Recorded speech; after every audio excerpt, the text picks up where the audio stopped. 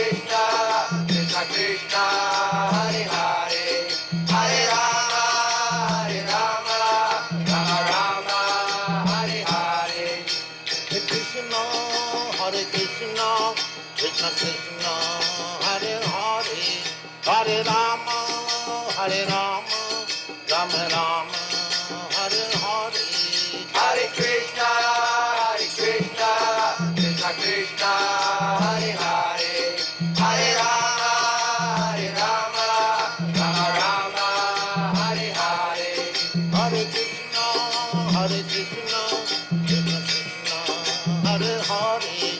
Hare Rama, Hare Rama, Rama Rama, Hare Hare, Hare Krishna, Krishna Krishna, Hare Hare, Hare Rama, Rama Rama, Hare Hare.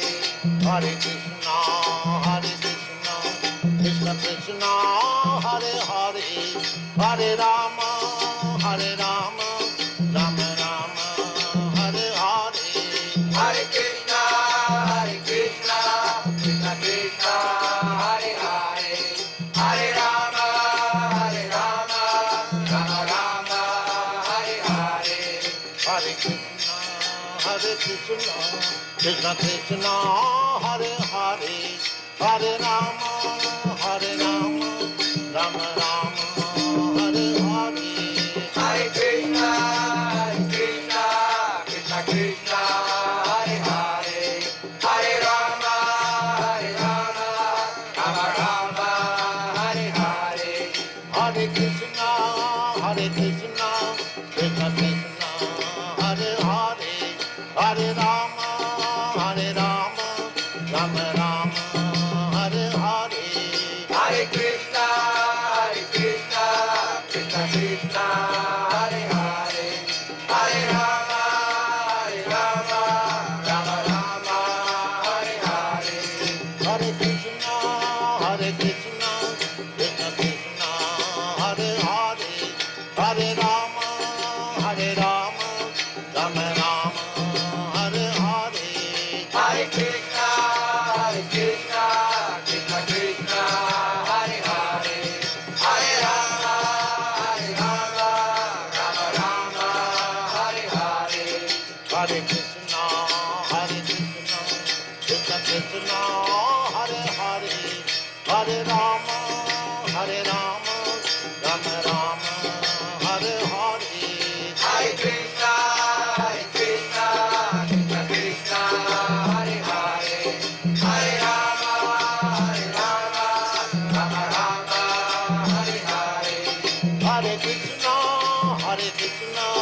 Krishna Krishna, Hare Hare, Hare Rama,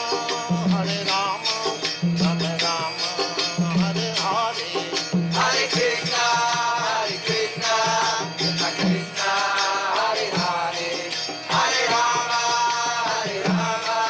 Rama Rama, Hare Hare. Hare Krishna, Krishna Krishna, Hare Hare, Hare Rama, Rama Rama, Hare Hare. Hare Krishna, Krishna Krishna,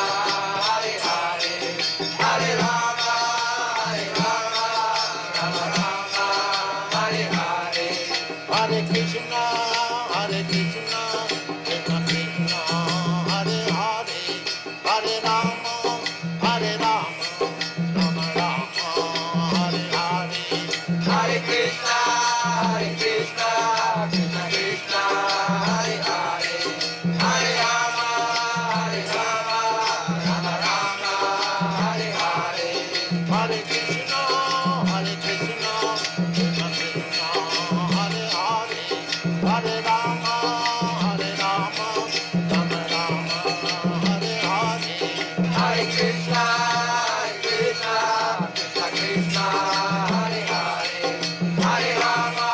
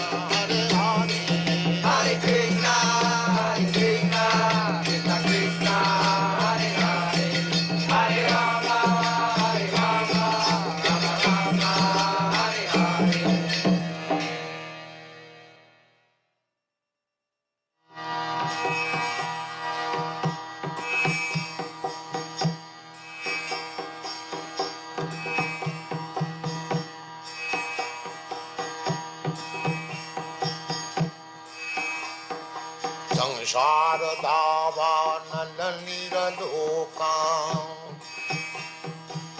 तराय कारुण्य घनाघनत्यम् प्राप्त सकलगुणान्नवश वन्दे गुरश्रीचरणारविन्दम् महाप्रभु कीर्तन नित्य गीता बादित्रमाद्यन्मन सोरसेना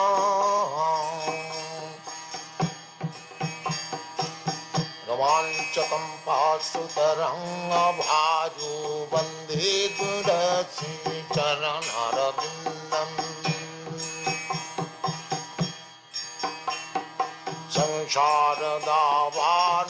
संसारदावानलनिरलोका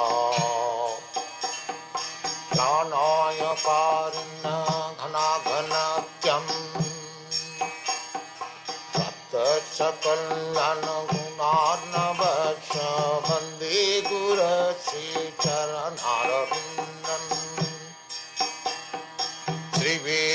श्रीविग्रहाराधन नित्यनाना सिंगारतन्मन्दिरमार्जनादौ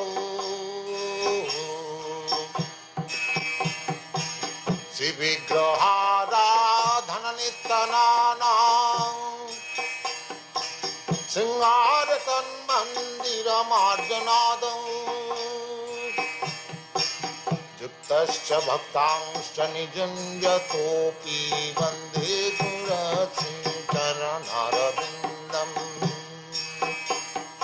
युक्तश्च भक्तांश्च निजुञ्जतोऽपि वन्दे गुरश्रीचरणारविन्दम्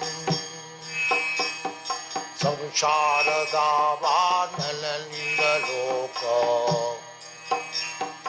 प्राणाय कारुण्य घनाघनत्यम् प्राप्त सकलगुणार्णवश वन्दे गुरश्रीचरणारविन्दम् चतुर्विधासी भगवत्प्रसाद सद्वान्नतीर्थान् हरिभक्तसङ्घान् चतुर्विधासी भगवत्प्रसाद सद्वान्नतीर्थान् हरिभक्तसङ्घान् तृप्तैव तृप्तिं भजत सदैव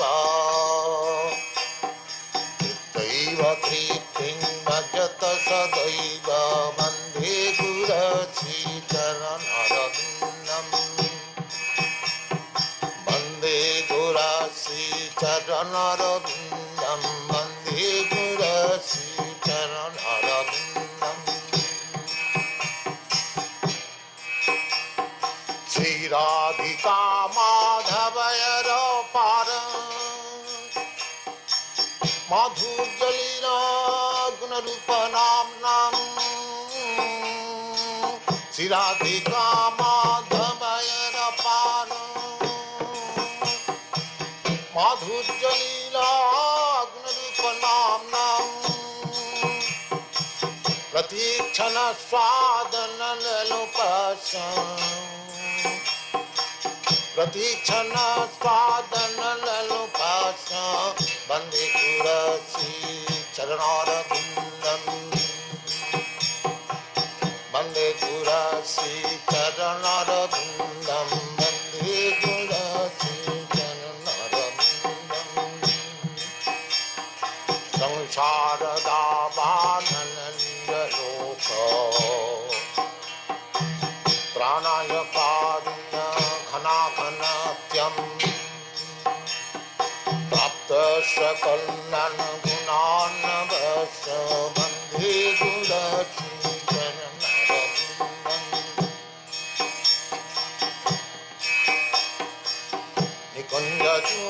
निकुञ्जजूनरतिकेली सिद्धै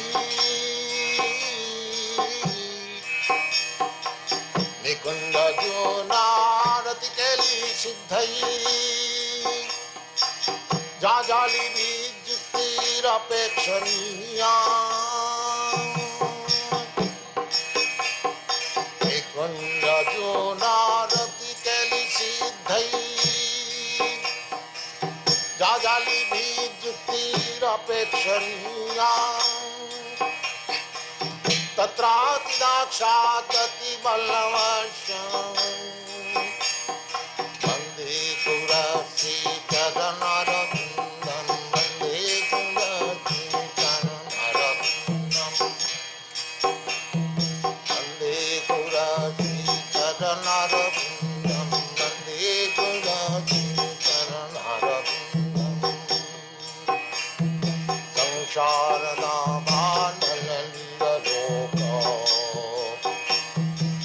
प्राणायकान्न घनाघनतं तप्तश्चकल्लन गुणान्नभक्ष वन्दे गुरश्रीचरणरविन्दं वन्दे गुरश्रीचरणरविन्दं वन्दे गुरश्रीचरणरविन्दं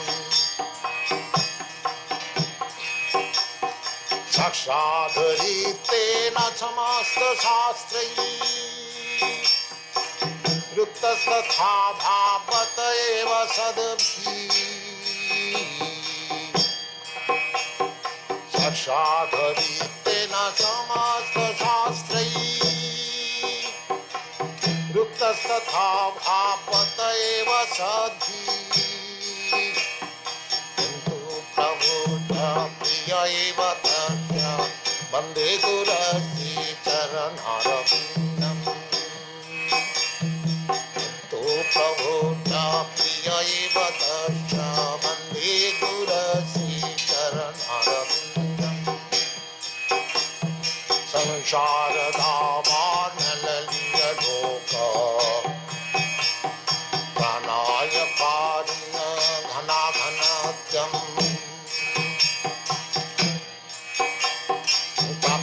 सकलन गुणार्णवश वन्दे गुरश्रीचरणरविन्दं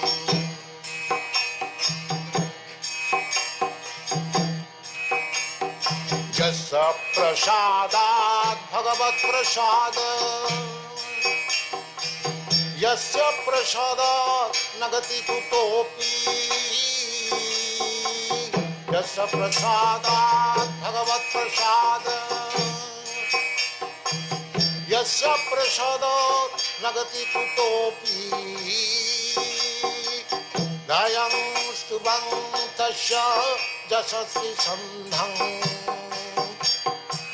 दयं स्तुवं तस्य यशस्वी सन्धं वन्दे गुरश्रीचरणरविन्दं वन्दे गुरश्रीचरणरविन्दं वन्दे गुरश्रीचरणरविन्दं वन्दे गुरश्रीचरणरविन्दं संसारतापानलनिरलोक प्राणायकारिण घनाघनत्यं भक्तश्चकल्लन गुणार्णवश वन्दे गुरश्रीचरणरविन्दं वन्दे गुरश्रीचरणरविन्दं वन्दे गुरश्रीचरणरविन्दं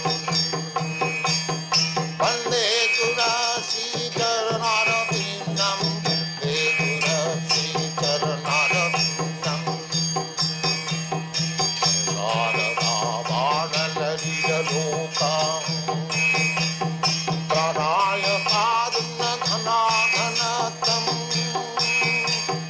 तप्तश्चकल्लन गुणार्णवश वन्दे गुरश्रीचरणरविन्दं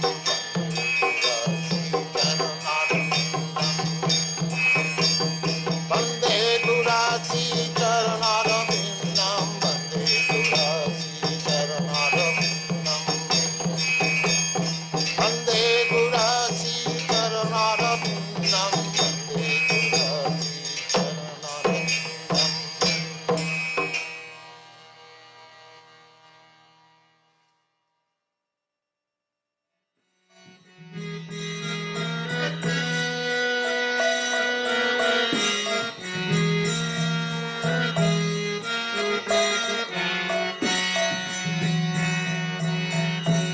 Hare Rama Krishna Jadavaya Namah Jadavaya Madhavaya Ketavaya Namah Hare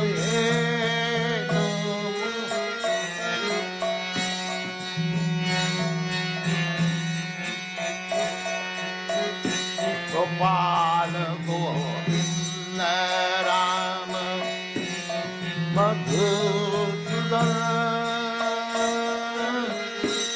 Gopal Govinda Rama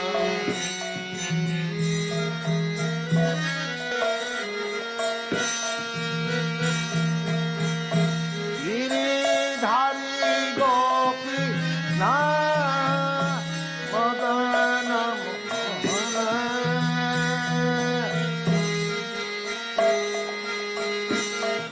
Giridhari Gopi Madana Hare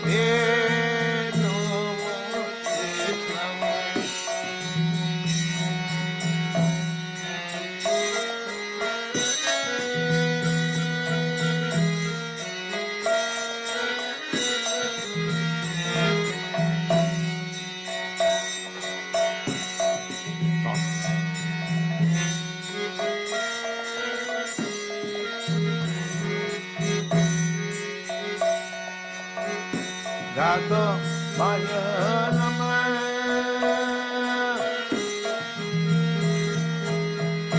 Jadavaya Madhavaya Ketavaya Namah Hare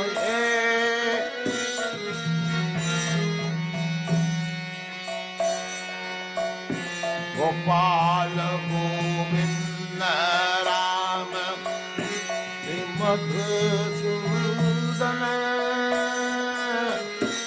Gopal Govinda Rama Madhusudan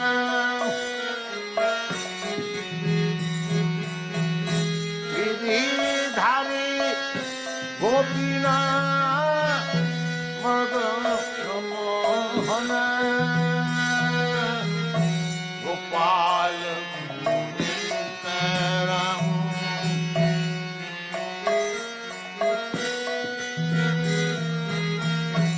Gopal Govinda Rama Madhusudan Giridhari Gopi Madana Mohana Hare Rama Krishna Hare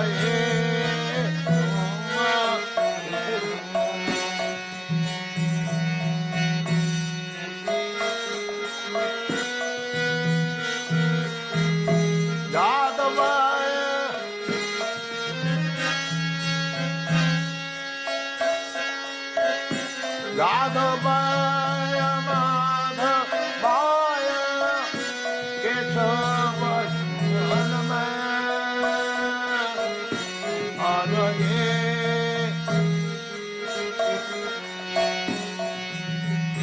Hani Hare Rama Krishna Jadavaya Namah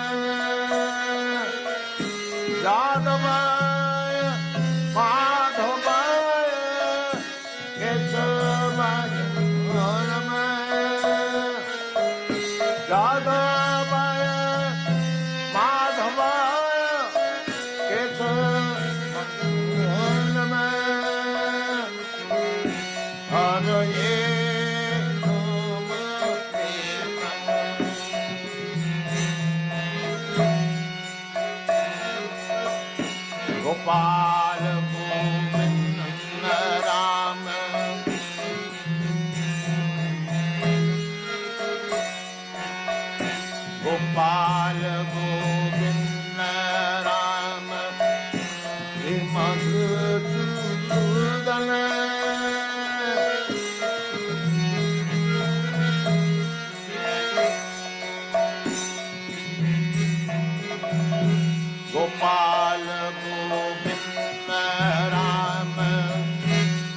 Madhusudan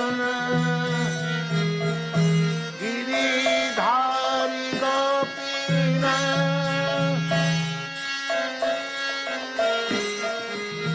धारी गोपीनाथ मदन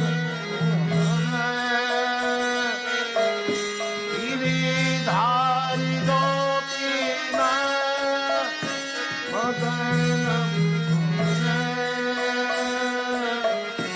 हरये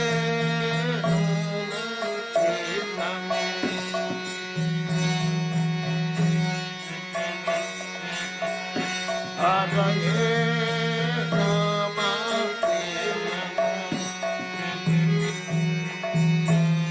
चैतन्य नित्यानंद श्री अद्वैत चिता श्री चैतन्य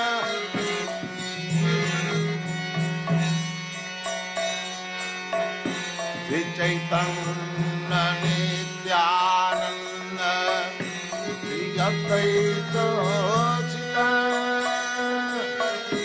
हरि गुरु वैष्णव हरि गुरु वैष्णव भागवत गीता हरि गुरु वैष्णव भागवत गीता हरये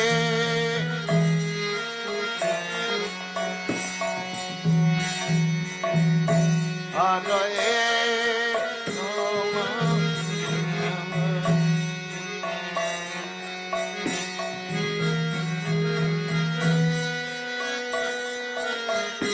राघवाय माधवाय राघवाय माधवाय केशवाय नमः हरये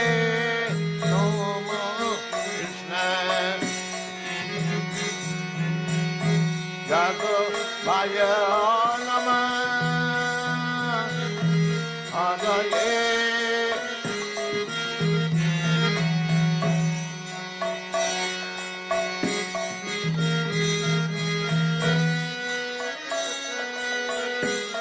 राघवाय माधवाय माधवाय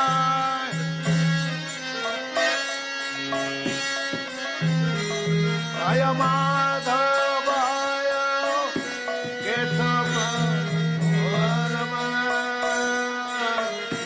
हरये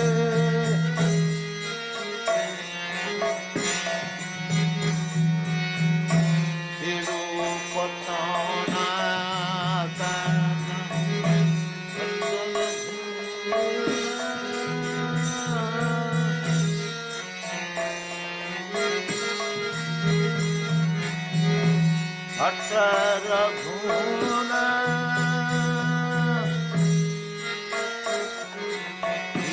रूपा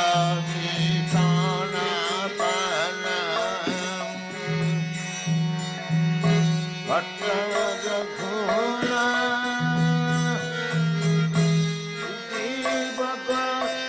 बाल भट्ट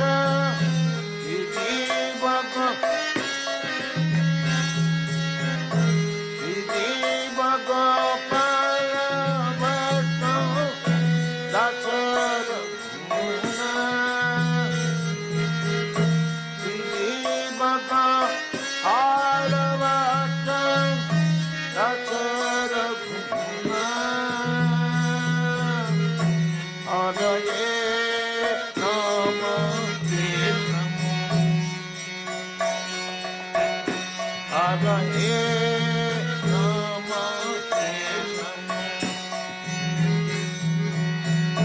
राघवाय नमः राघवाय राघवाय राघवाय my Keshav हरये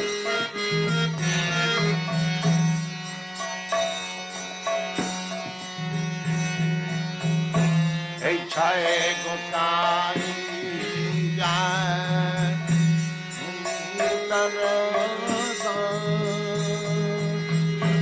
अशोभर पद रे न मोर पंचमुद्राय छाए गोसाई जय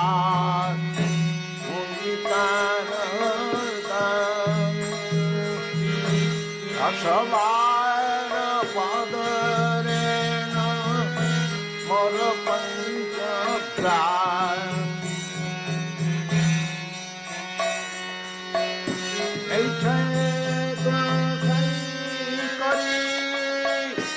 चरण बंदन छाए गोसाई करी चरण बंदन जहाँ हईते विज्ञान अभिषेकं छाए गोसाई करी चरण बंदन जहाँ हईते विज्ञान अभिषेकं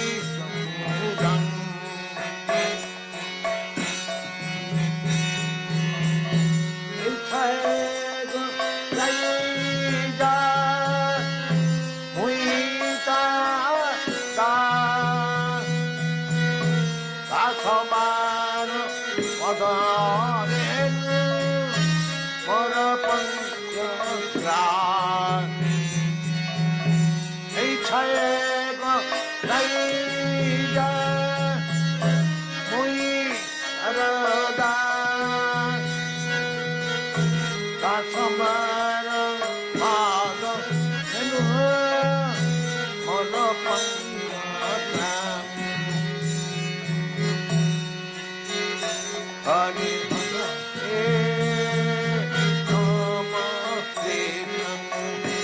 यादवाय नमः यादवाय माधवाय केशवाय नमः हरये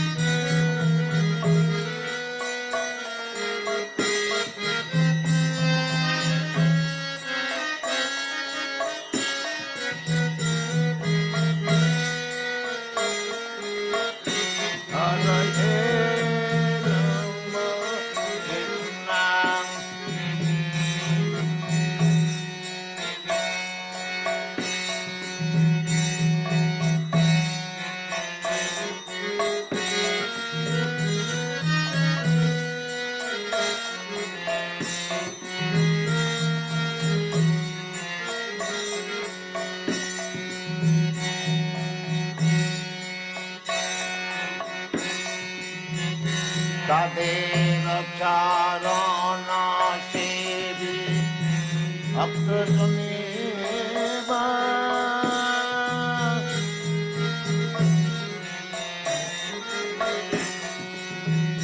तादेव चारण सेवी भक्त सुनेवा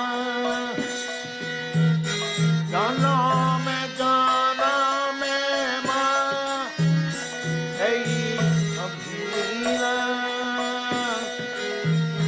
जनम जनम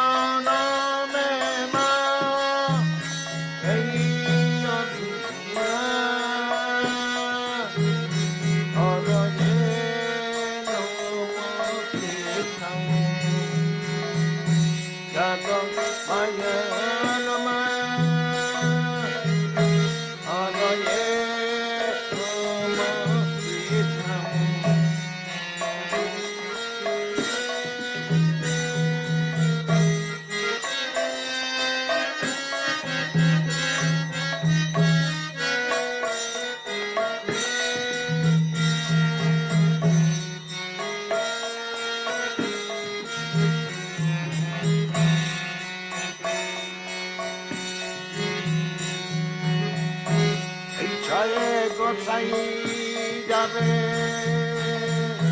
ব্রজে কইল বাস জয়ে গোসাই যাবে ব্রজে কইল বাস রাধা কৃষ্ণ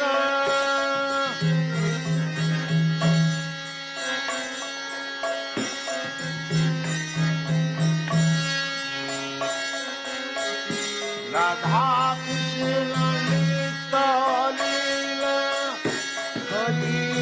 করিল ইচ্ছায় আমি ব্রজে কইলাম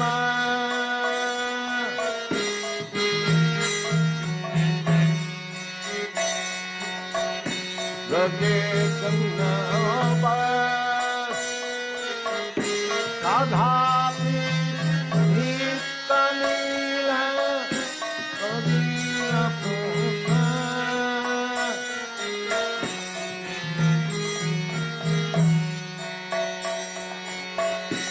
আনন্দে বল হরি ভজ বৃন্দাবন হরি গুরু বৈষ্ণবে মজাইয়ামম আনন্দে বল হরি আনন্দে বল হরি ভজ বৃন্দাবন হরি গুরু বৈষ্ণবে মজাইয়ামম আনন্দ লহরি ভজ বৃন্দাবন হরি বৈষ্ণবে মজাইয়ামম হে নম কৃষ্ণ হরে Namah Krishna Jadavaya Namah Jadavaya Ketamaya Namah Haraye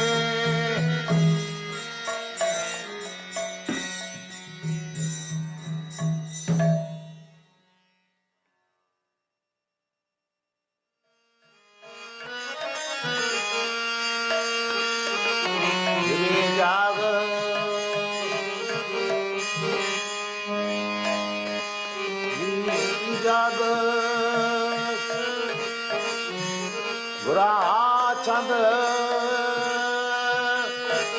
bole jag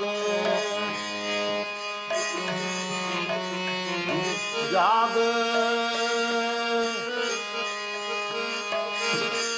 Gora Chand bole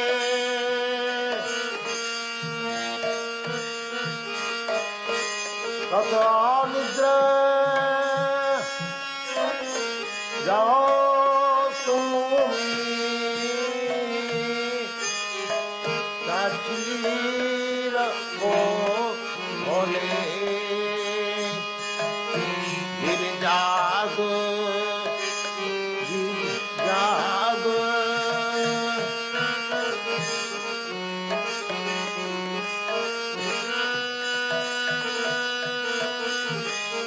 अतल जा तुम्हें साचीर खोले जाग जाग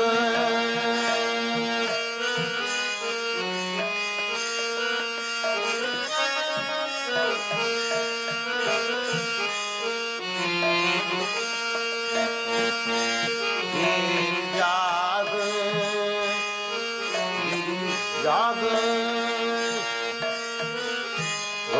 চাঁদ বলে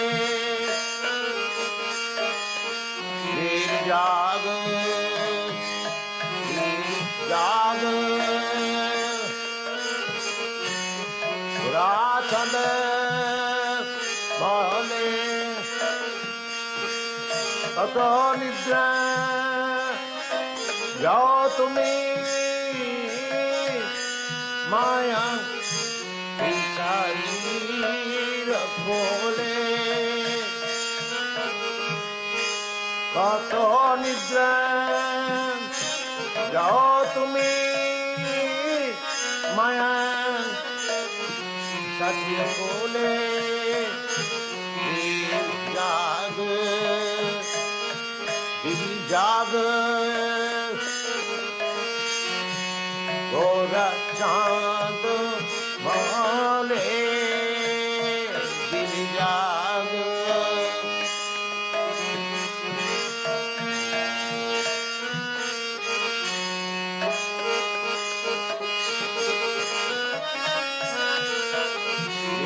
জাগ দিদি জাগ চাঁদ বলে কত নিদ্রা যাও তুমি কত নিদ্রা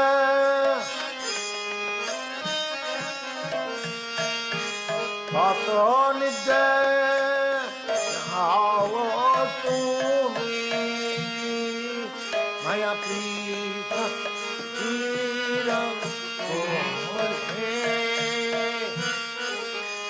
কত নিদ্রা যাও তুমি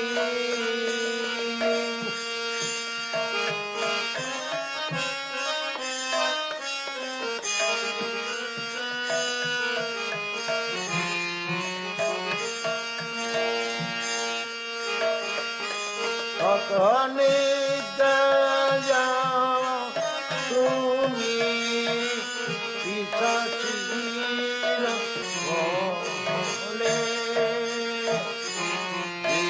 জাগ জাগ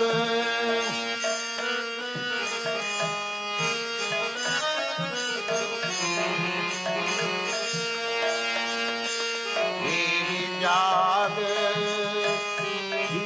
জাগ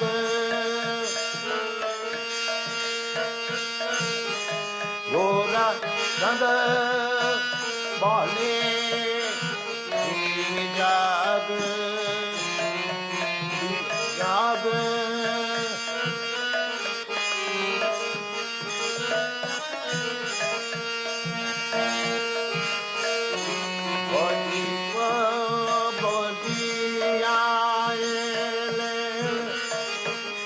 ছড়াবিত করে বলিব বলিয়ালে তুষার করে ভুলিয়ার দিলে তুমি ভুলিয়ার দিলে তুমি মায়া বিষাচির কোলে ভুলিয়ার দিলে তুমি মায়া বিষাচির কোলে জাগ জাগ গোরা চাঁদ বলে জাগ জাগ গোরা চাঁদ বলে কত নিদ্রা যাও মায়া পিশাচির কোলে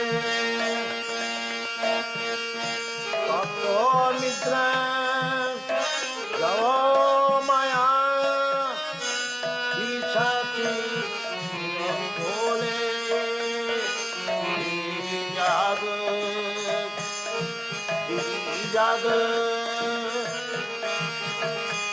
गोर बोले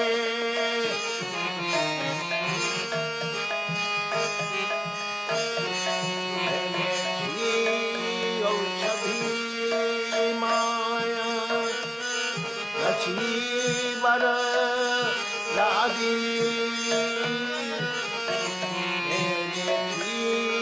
औषधि माया जीवन लागी हरि नाम महामंत्र न हो तुमी मागी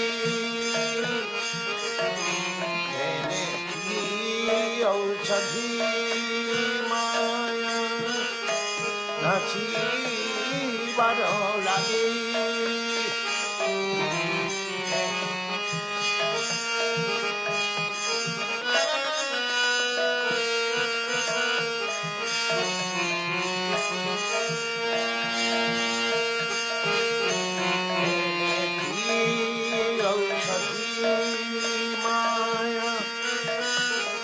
जीवन लगी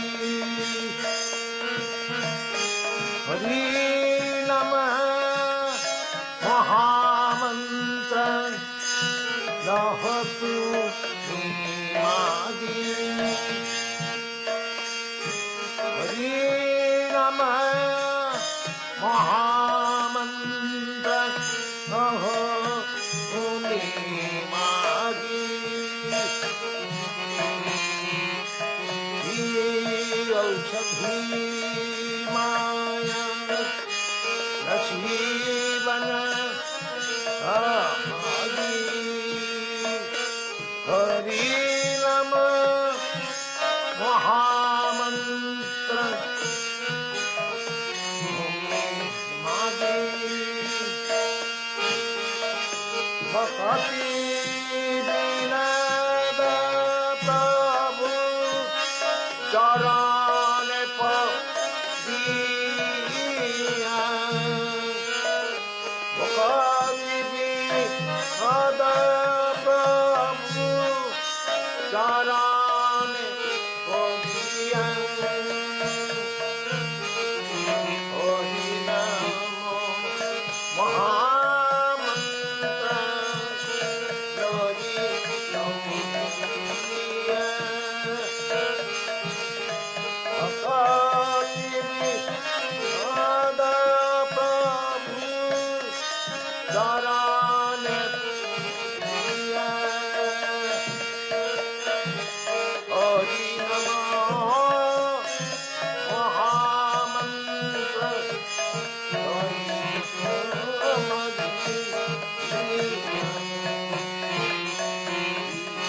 जग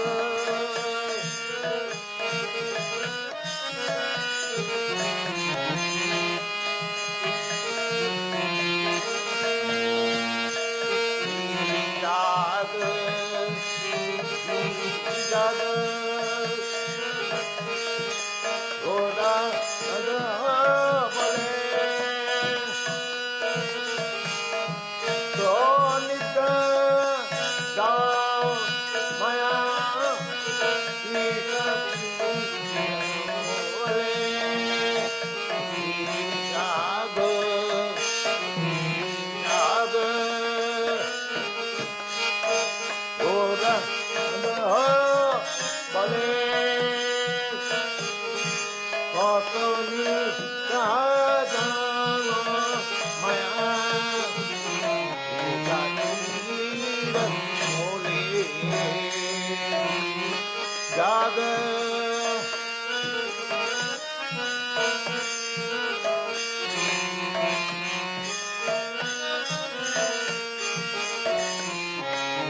जाग जाग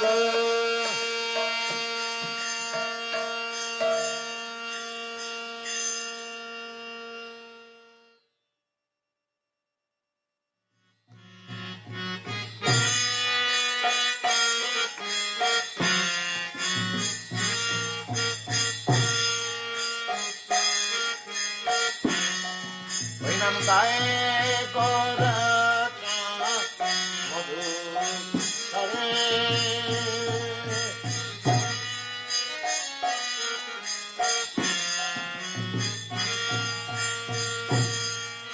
नम गाए गौर मधु करे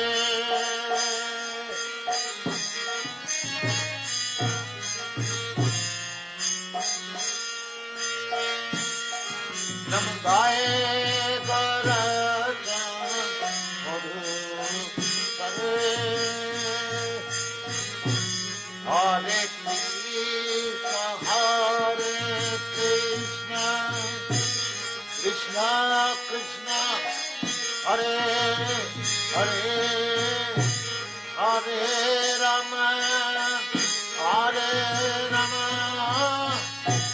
राम राम हरे हरे हरे कृष्ण कृष्ण कृष्ण हरे हरे हरे राम राम हरे हरे नम गाए गौर मधु करे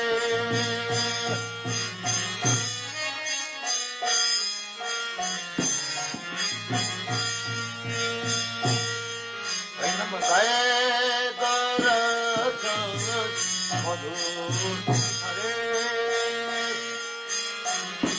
हरे कृष्ण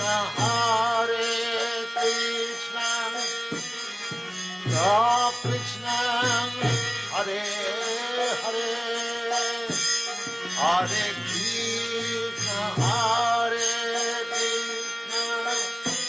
कृष्ण कृष्ण कृष्ण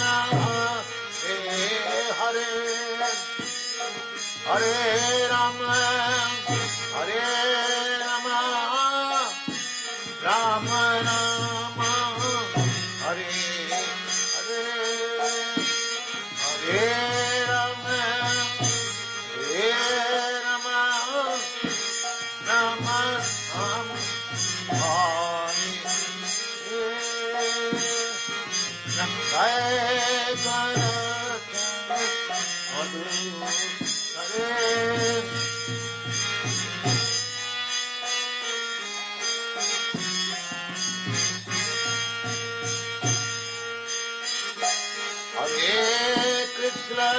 हरे कृष्ण कृष्ण कृष्ण हरे हरे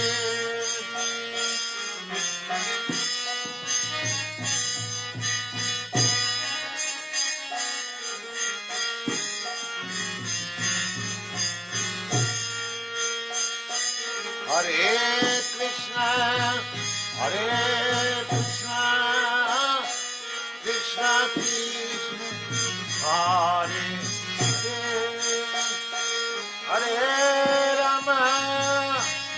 हरे राम राम राम हरे हरे हरे राम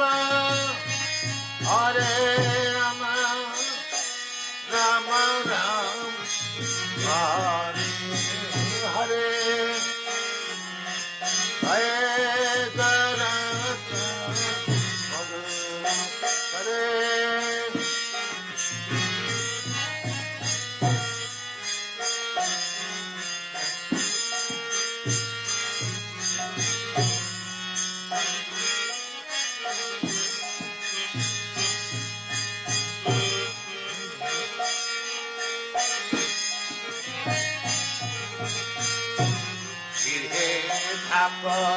মনে থাক দাদা হরি বলে ডাক ইহে মনে থাক দাদা হরি বলে ডাক लनक हरि नाम रे दुखे भूलनक सदा नाम रे गाए गरज हरे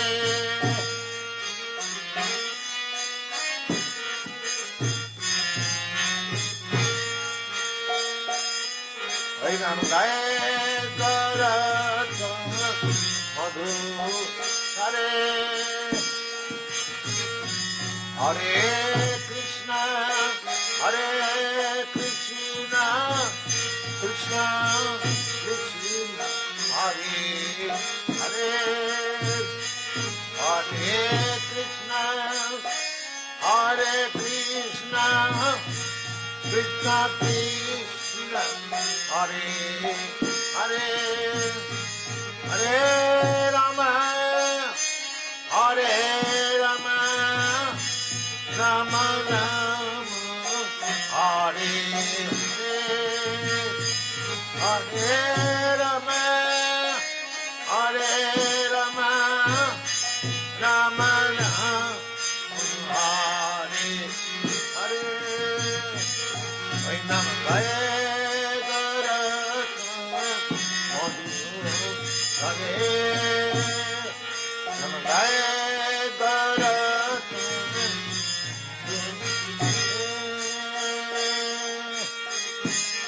माया जाले बद्ध हये आछो पीछे सजलोए माया जाले बद्ध हये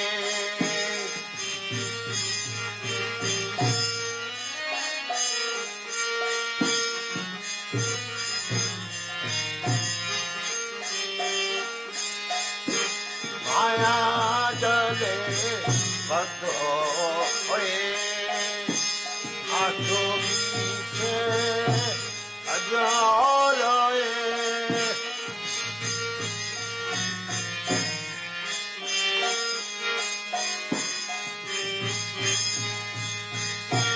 माया जले बद्ध हये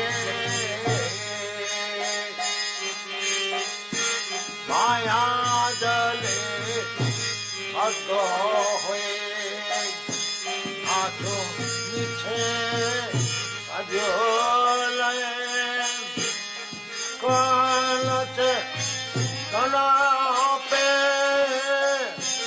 कलचे कला पे राधा नाम रे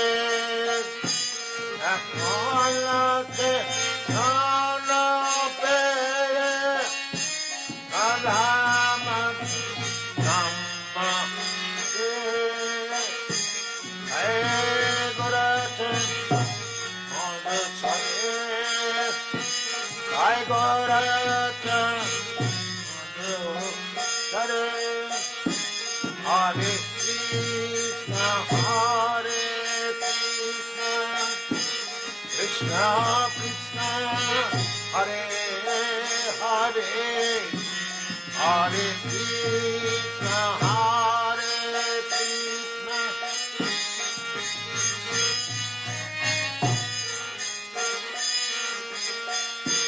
हरे राम राम राम हरे हरे हरे राम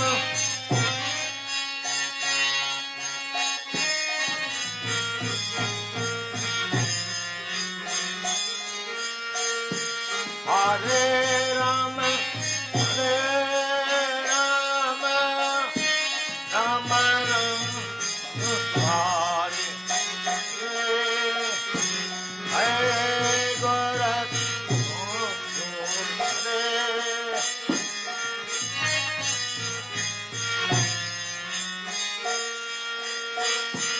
हरे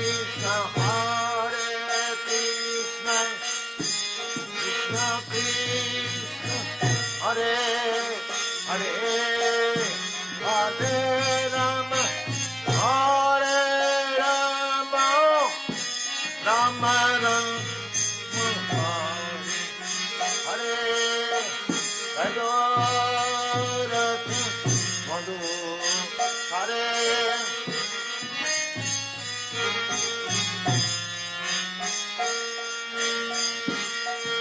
Nam Bhai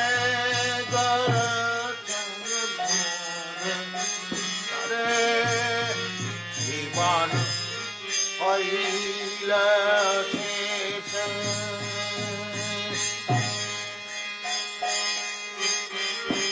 Nam Bhojile Isikasa Iman Oila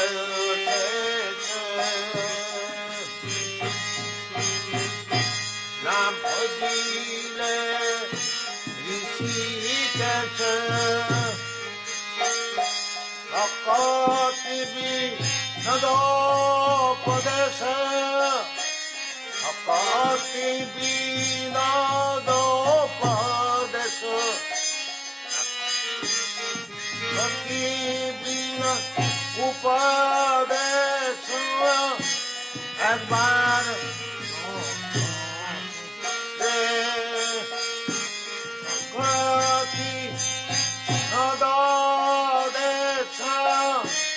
Akbar Hari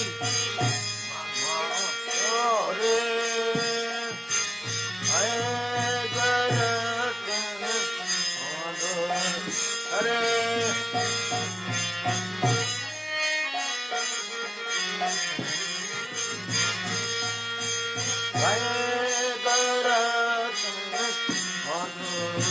Hare Hare Krishna Hare Krishna Krishna Krishna Hare Hare Hare Krishna Hare Krishna Krishna Krishna Hare Hare Hare Rama Hare Rama Rama Rama Hare Hare Hare Rama Hare Rama Rama Rama Hare Hare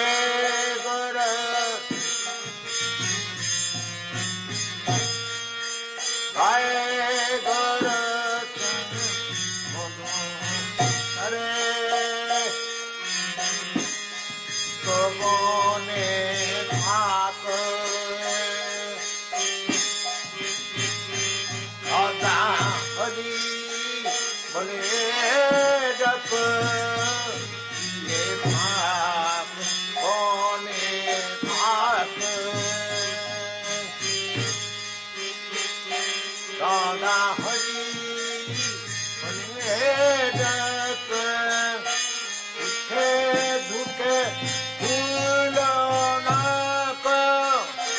Dukhe Dukhe Pulanak Madane Namka Dukhe Pulanak Sada Hari Namka Agora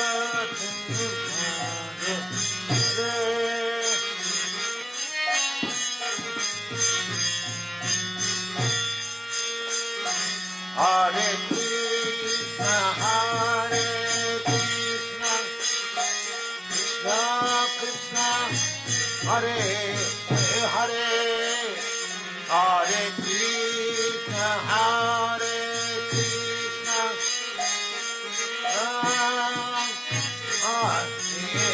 Hare Hare Rama Hare Rama Rama Rama Hare Hare Hare Rama Hare Rama Hare Rama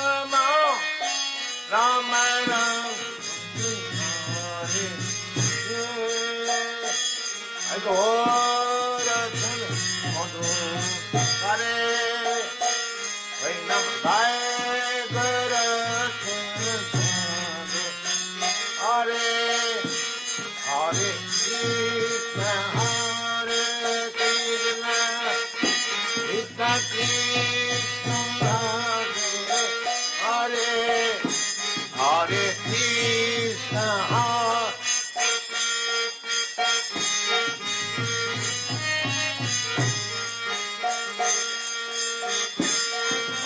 Rama Rama Rama Hare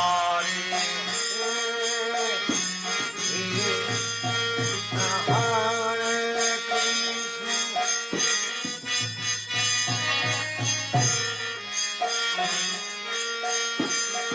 Hare Rama Hare Rama Rama Rama Dimana Haila Desan Namo Jilari Ikesa Dimana Haila Desan Namo Jilari Ikesa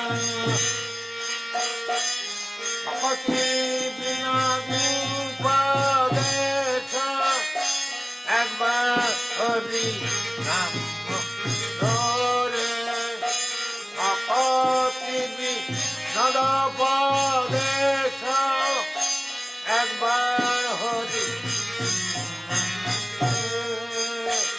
Hare Hare Hare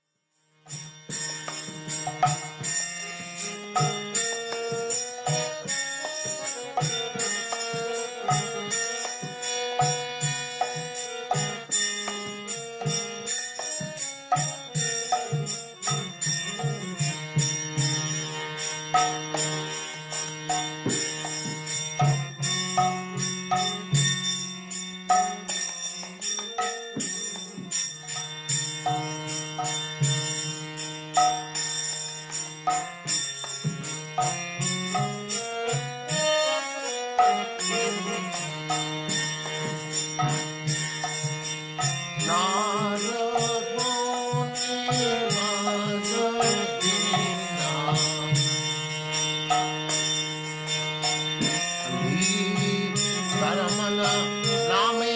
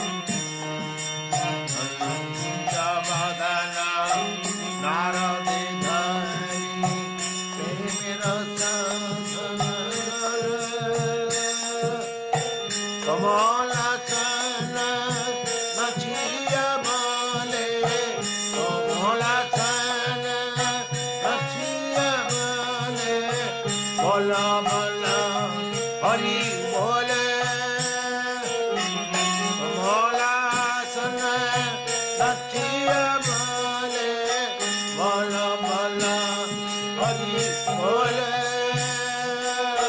Narad मुनि बाजाए वीणा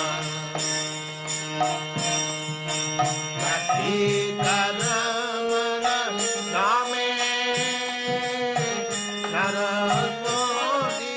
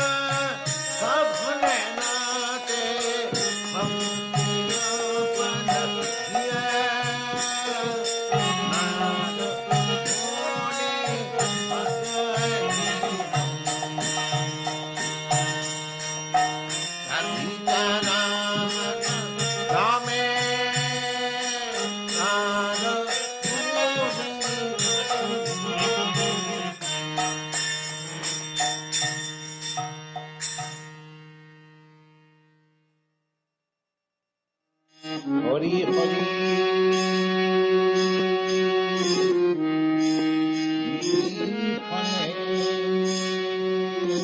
जन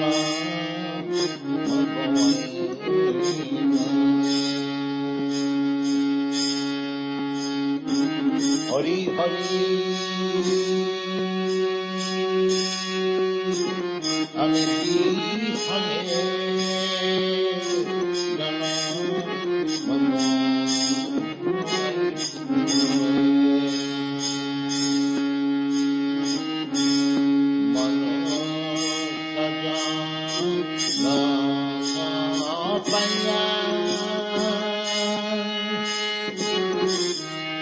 राधा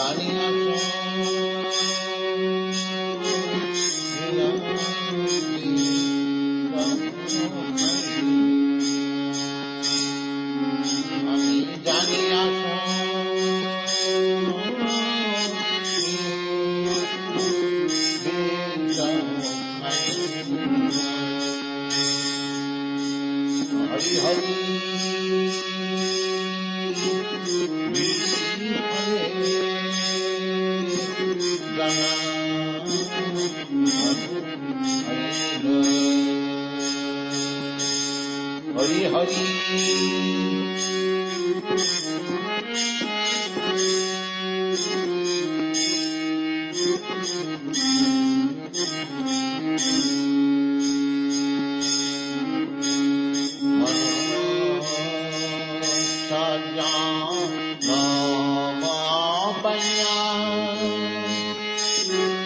राधा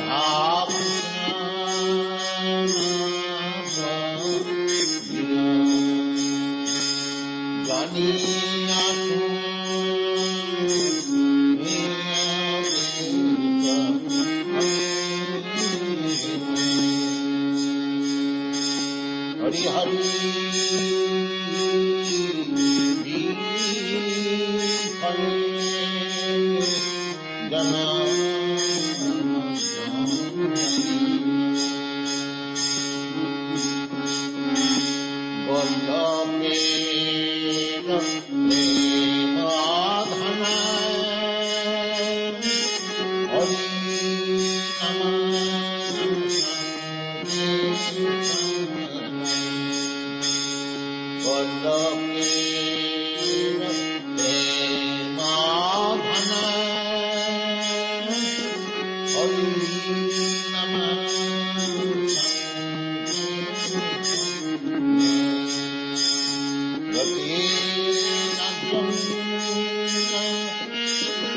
जना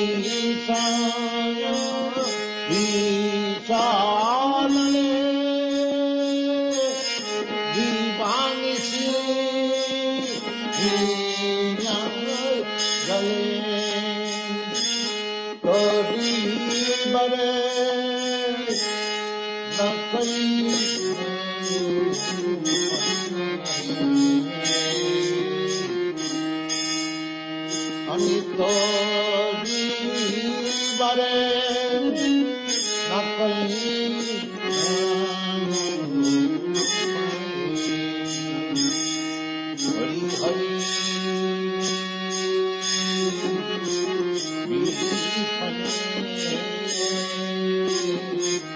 jana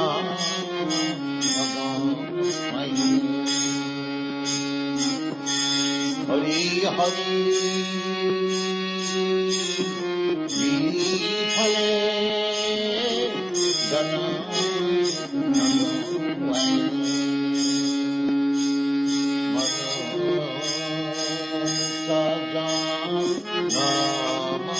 Paya Radha Krishna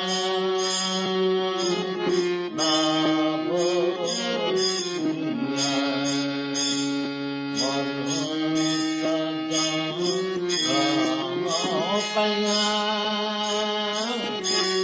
Radha Krishna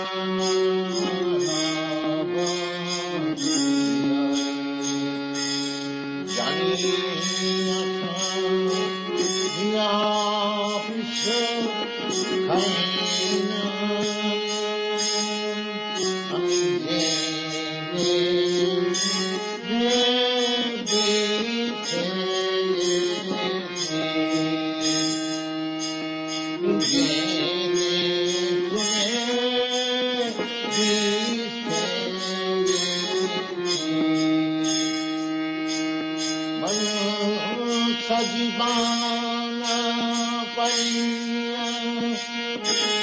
Radha Krishna Bhaiya Mano Sajibana Paya Radha Krishna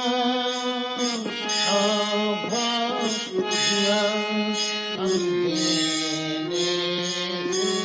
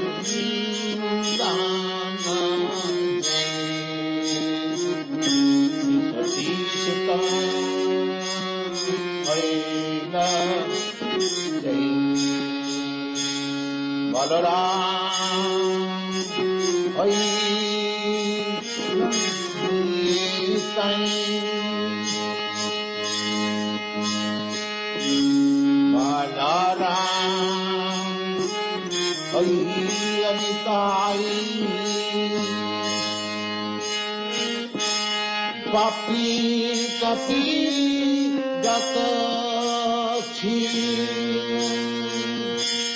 Hari name uddha china Papi tapi jata chilan Hari name uddha Karya Shakti Jagai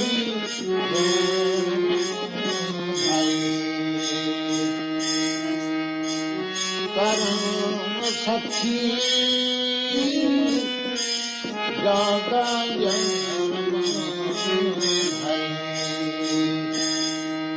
Are Papi Tapi Nijata Chilan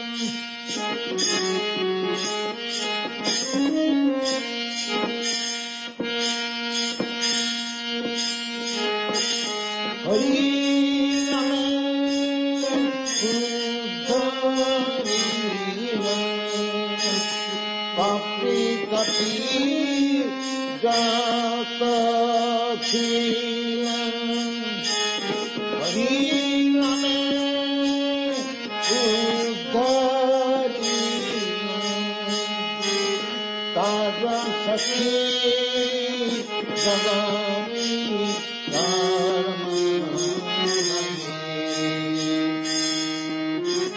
तार सखी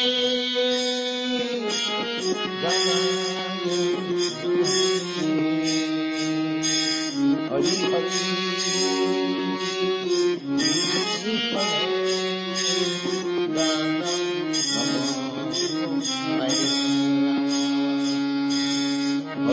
हरि हरि हरि আমি বিফলে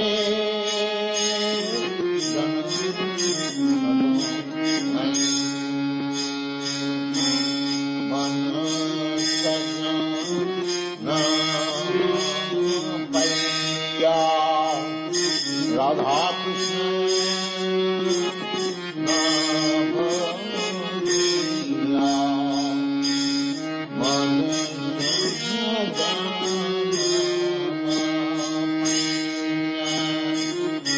राधा कृष्ण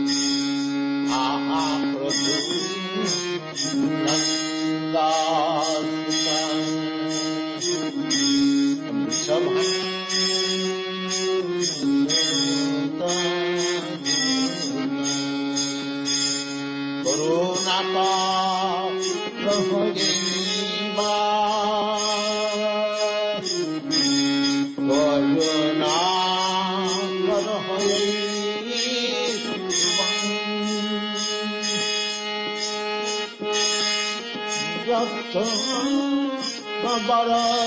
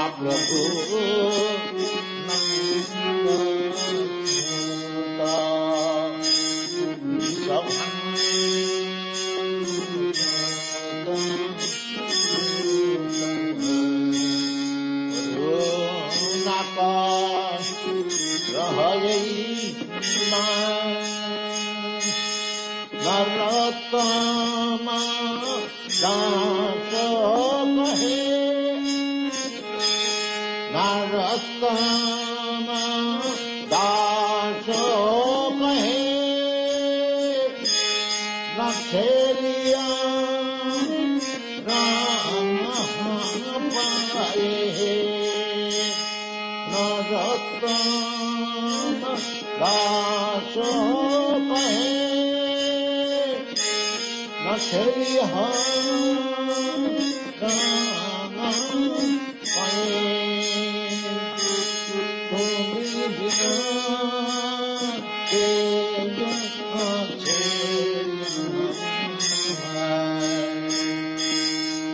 प्रभु तुम्ही बिना तेरा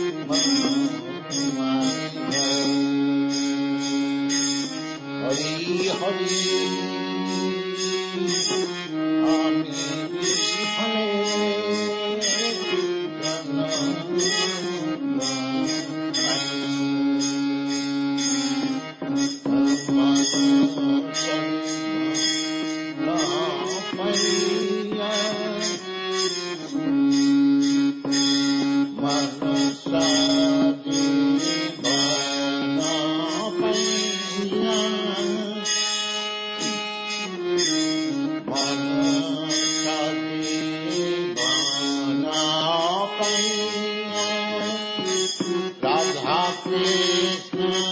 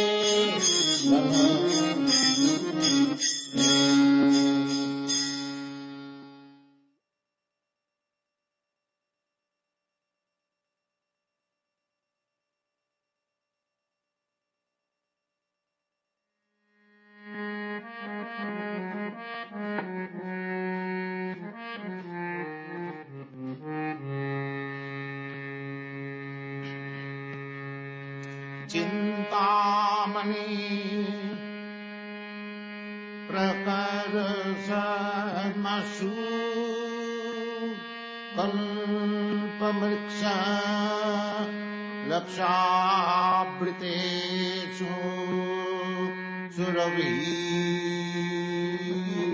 रविपालयन्तम् चिंतामणि प्रपरसद्मसु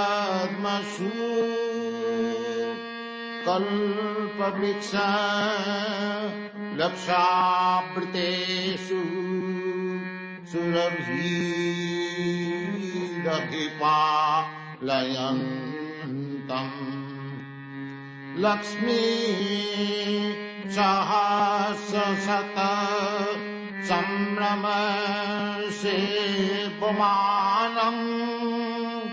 गोविन्दम् आदिपुरुषम् तमहं भजामि चिन्तामणि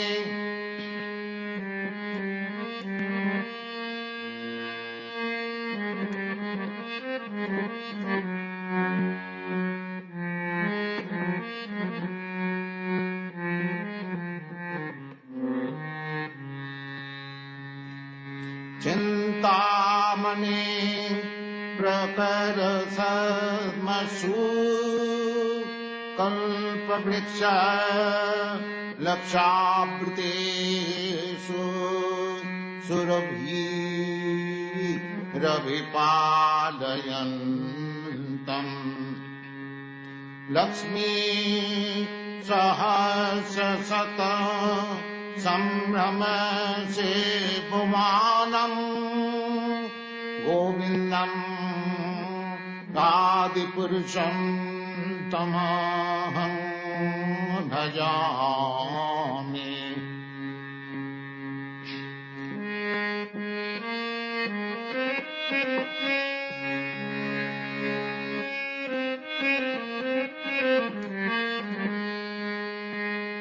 वेणुं कण्डन्तम् अरविन्ददलायताक्षम् बरहावतं समसितां बुधसुन्दराङ्गम्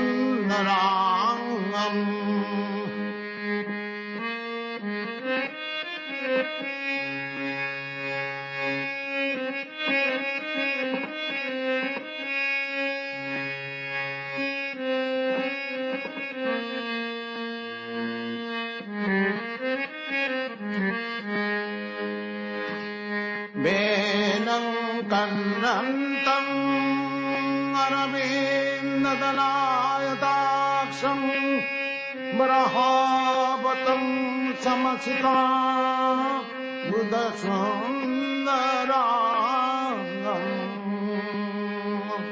कन्दर्पकोटिकमनीय विशेषशोभम् गोविन्दम् आदिपुरुषं तमहं भजामि। गोविन्दम् आदिपुरुषं तमहं भजामि। चिन्तामणि प्रकरसद्मसु कल्पवृक्ष लक्षावृतेषु सुरभिरभिपालयन्तम् आलोलचन्द्रकलश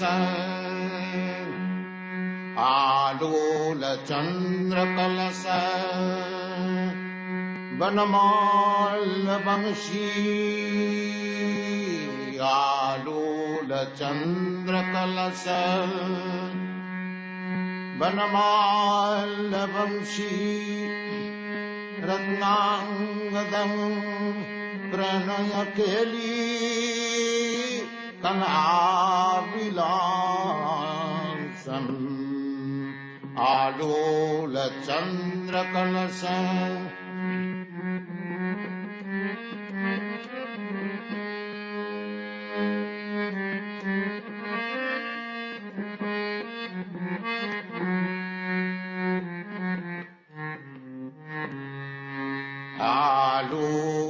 आलोलचन्द्रकलश वनमाल्यवंशी रत्नाङ्गदम् प्रणयकेली कलाविलासम् श्यामं त्रिभङ्गललितम् नियतप्रकाशम् श्यामं त्रिभङ्गललितम् नियतप्रकाशम् गोविन्दम् आदिपुरुषं तमहं भजामि। श्यामं त्रिभङ्गललितम् नियतप्रकाशम् गोविन्दम् आदिपुरुषं तमहं भजामि। चिन्तामणि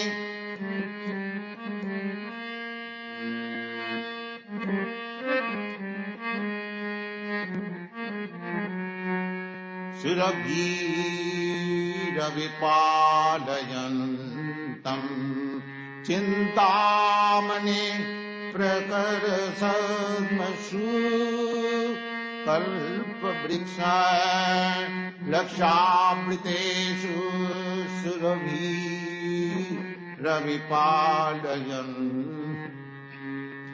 आलोलचन्द्रकलश वनमाल्यवंशी आलोलचन्द्रकलश वनमाल्यवंशी रत्नांगदं प्रणयकेली कलाविलासम् आलोलचन्द्रकलश वनमाल्यवंशी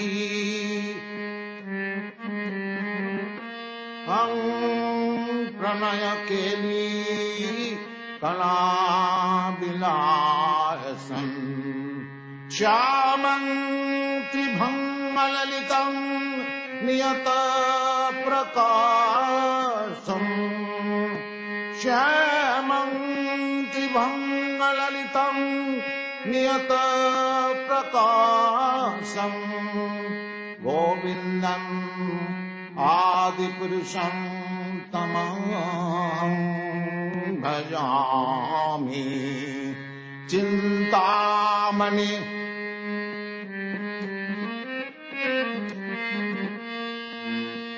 कल्पवृक्षलतावृतेषु सुरभीरविपालयन्तम् चिन्तामणि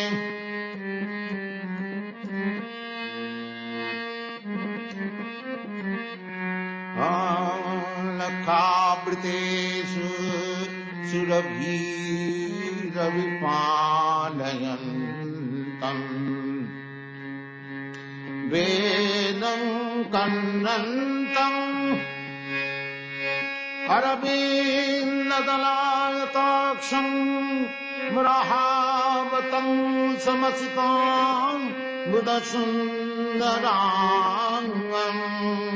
वेणुं कन्नन्तम् अरविन्ददलायताक्षं मृहावतं समसितां बुधसुन्दराङ्गम्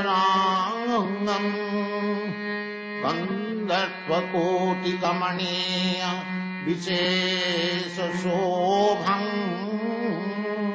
गोविन्दम् आदिपुरुषं तमहं भजामि चिन्तामणि प्रकरसद्मसु कल्पवृक्षलतावृतेषु सुरभीरविपालयन्तम्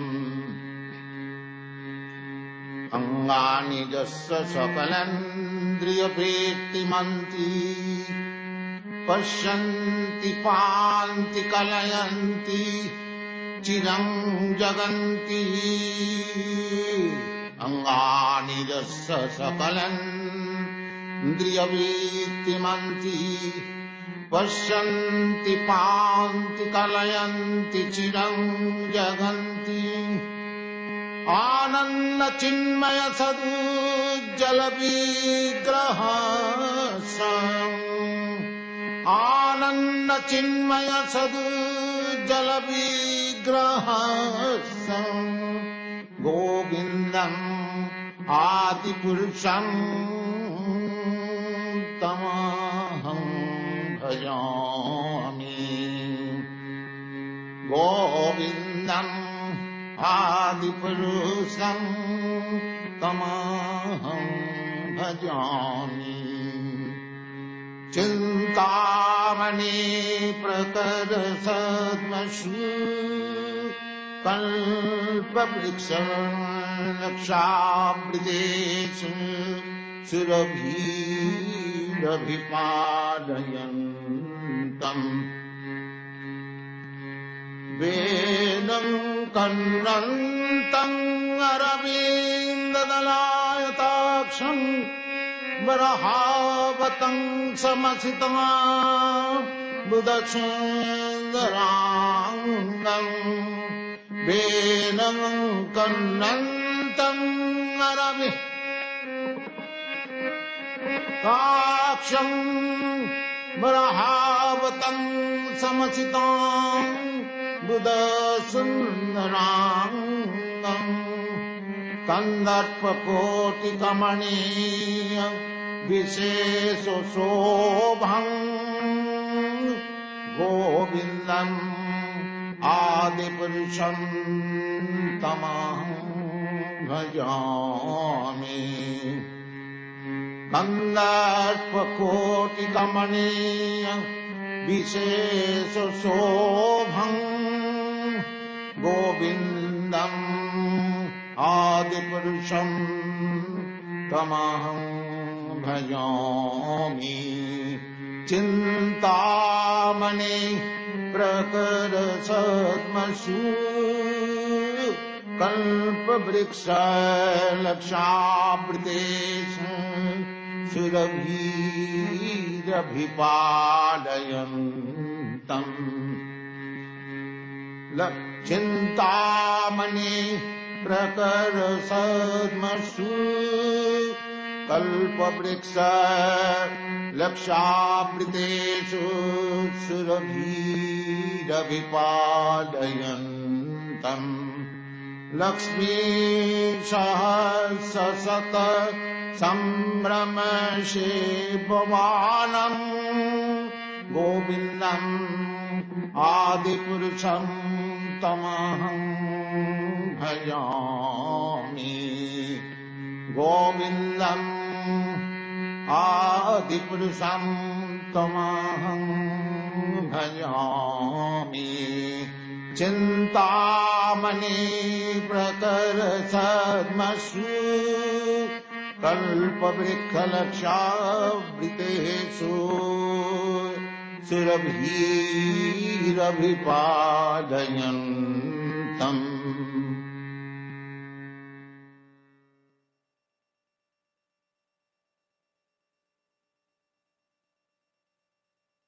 हरि हरि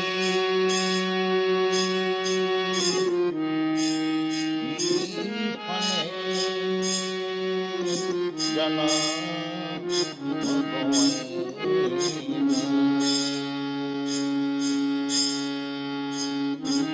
हरि हरि अनिति हरे जन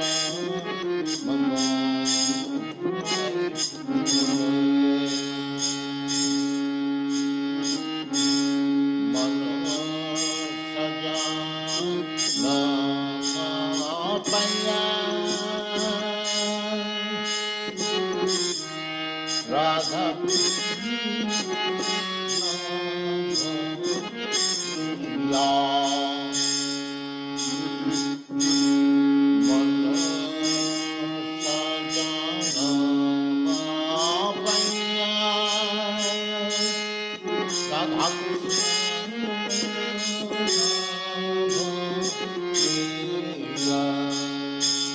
हरि हरि हरि हरि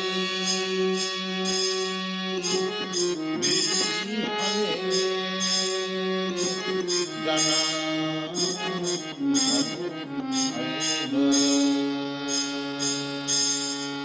कृष्ण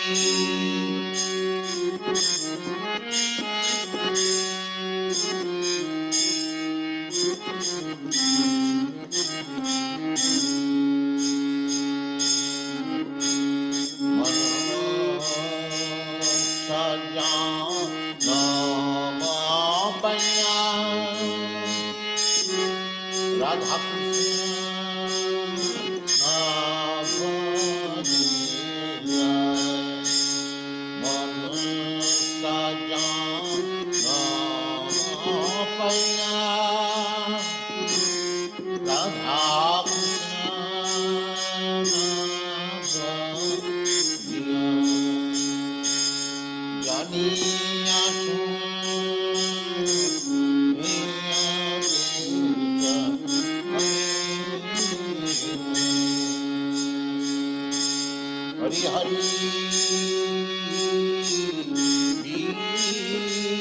हरि जना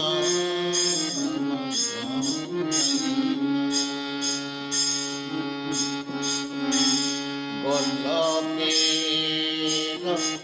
प्रेम धन हरि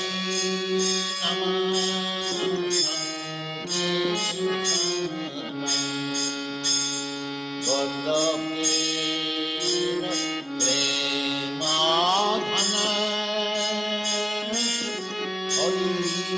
धन Hari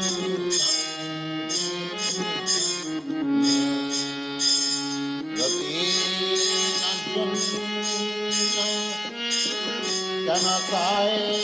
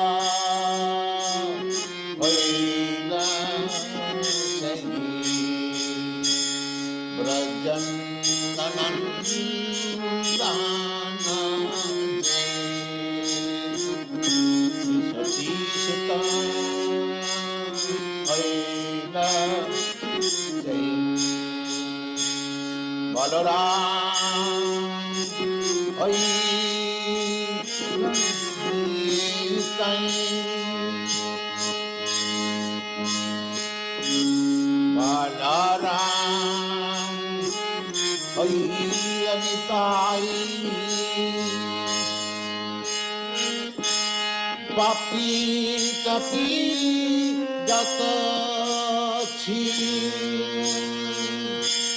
Hari name uddharina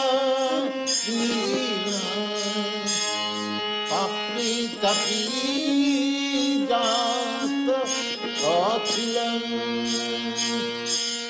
Hari name uddharina Taja sakhi jagai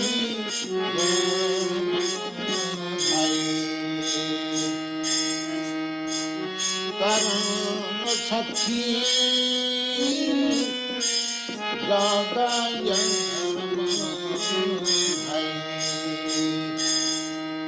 Hare papi tapi nijata chi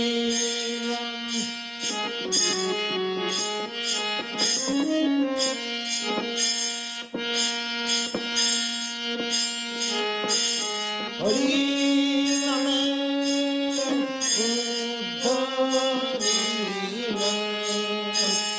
papi tapi jata chi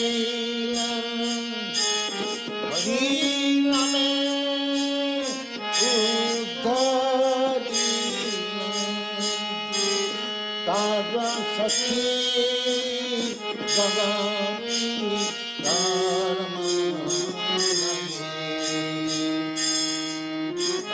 Tara sakhi jagami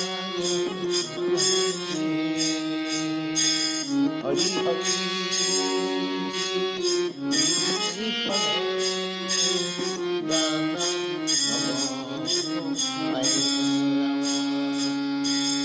Hari Hari Ami Bifale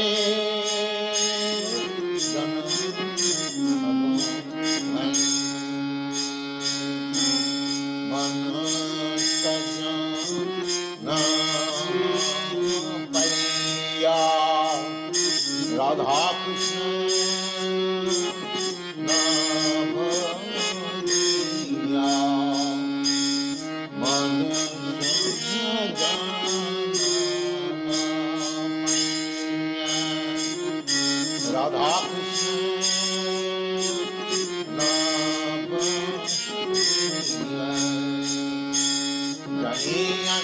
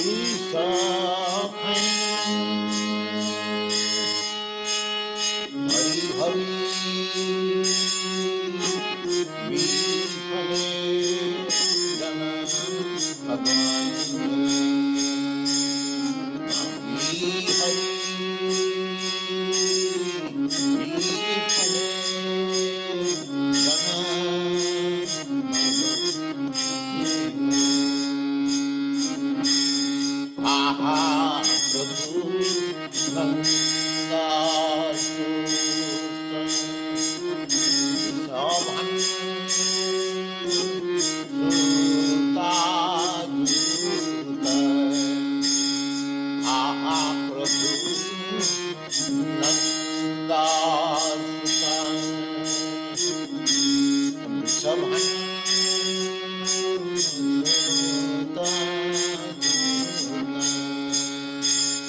Karunaka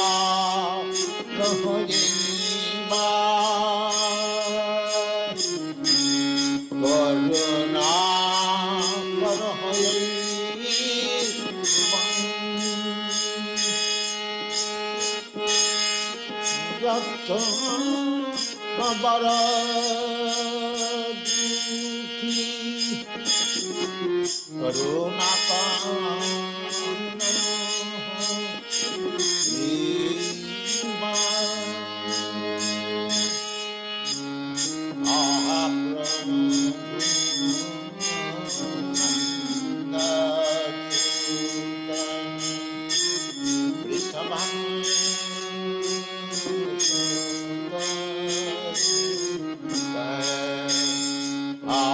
प्रभु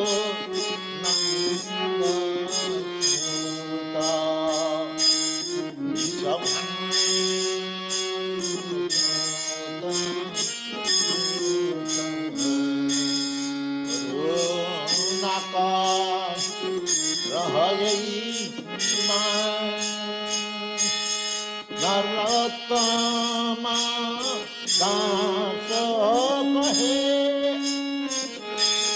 नरोत्तमा दास कहे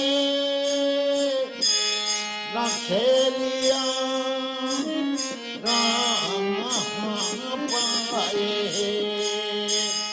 नरोत्तमा दास कहे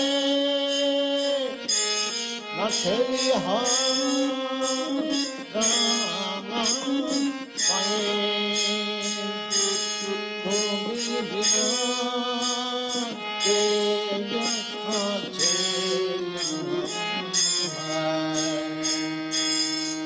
प्रभु तुम बिना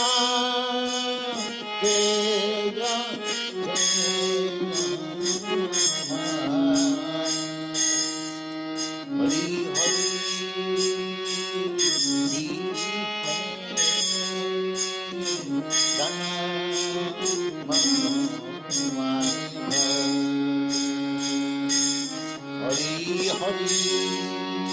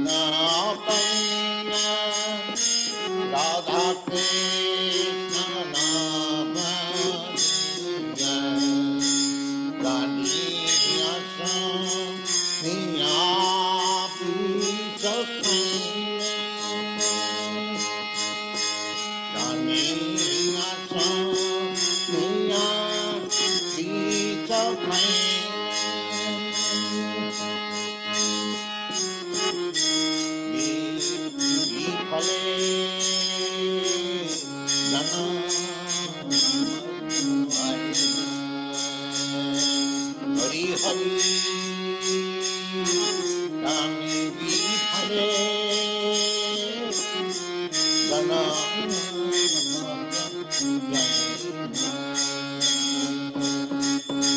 गोलोके प्रेम हरि नाम गोलोके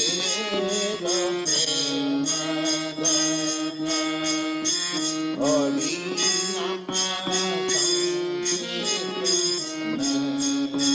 जोते न जन मिला न पाए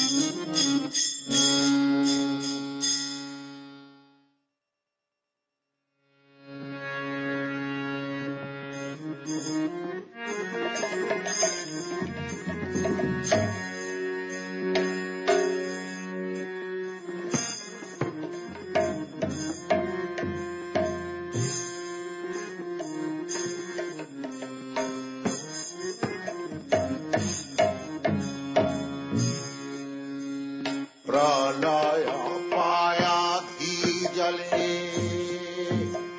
धृता वानसि वेदम् विहित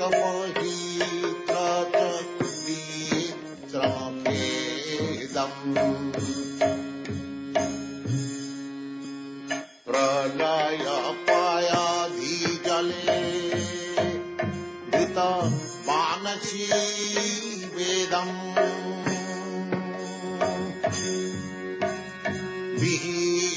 विहितवहेत्र च नेत्रमखेदम्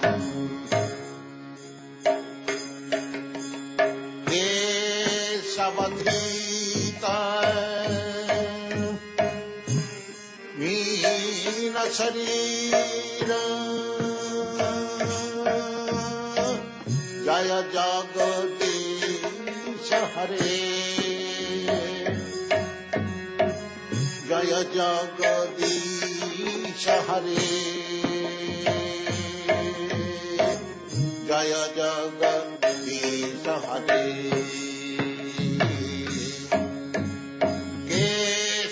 केशवधृत मीन शरीर जय जगदीश हरे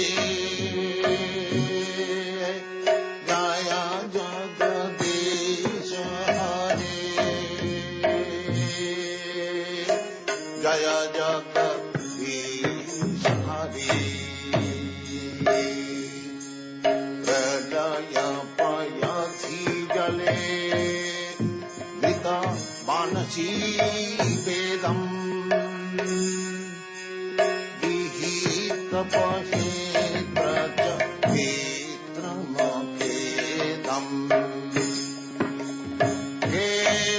केशवधृत मीन शरीर जय जगदीश हरे जय जगदीश हरे जय Jagdish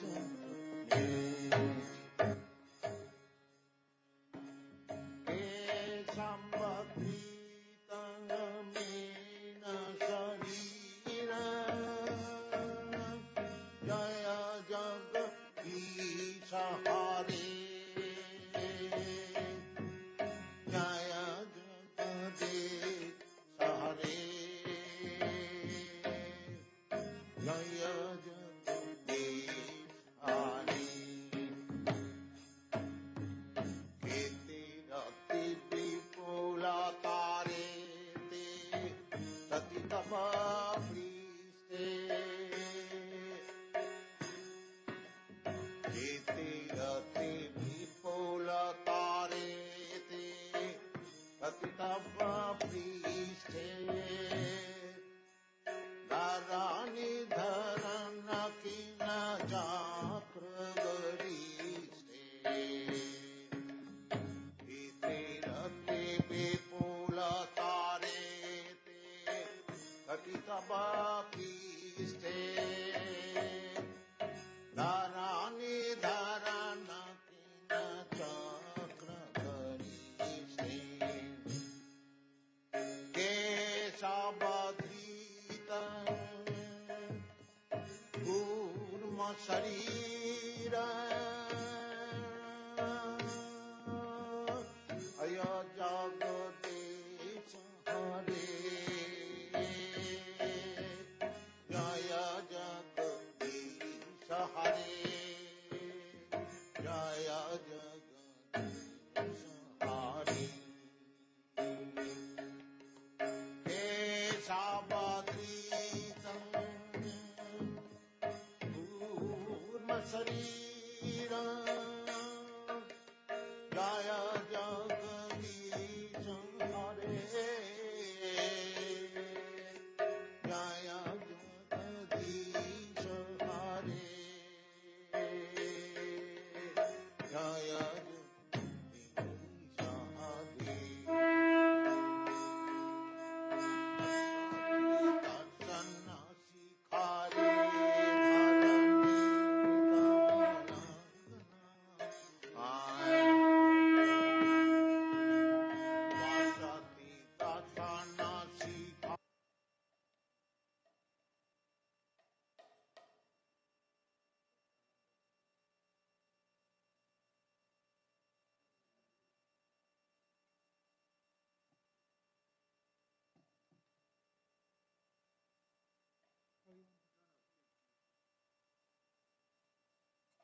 Iba Jayo Jayo Gaura Chande Arati ko shobha Iba Jayo Jayo Gaura Chande Arati ko shobha Kiba Jayo Jayo Gaura Chande Arati ko shobha Kiba Jayo Jayo Gaura Chande Arati ko shobha Janavi tatavane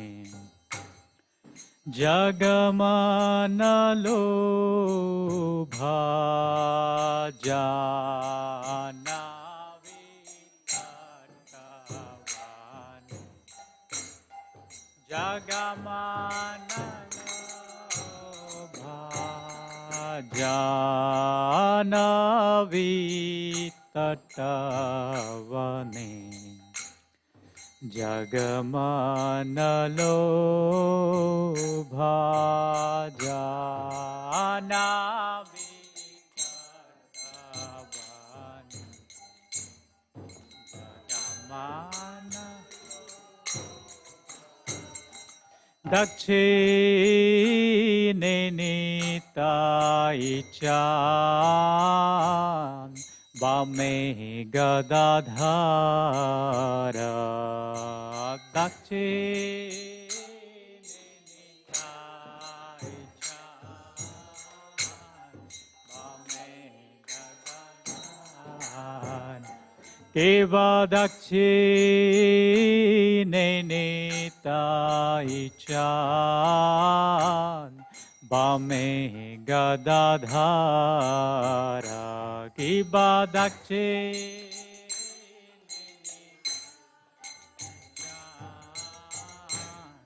Bame gadadhara Nikate Advaita Srini Vasachhatradhara Nikate Advaita Srini Vasachhatradhara Nikate Advaita Srini Vasachhatradhara Nikate Advaita Srini Vasachatra Keva Basi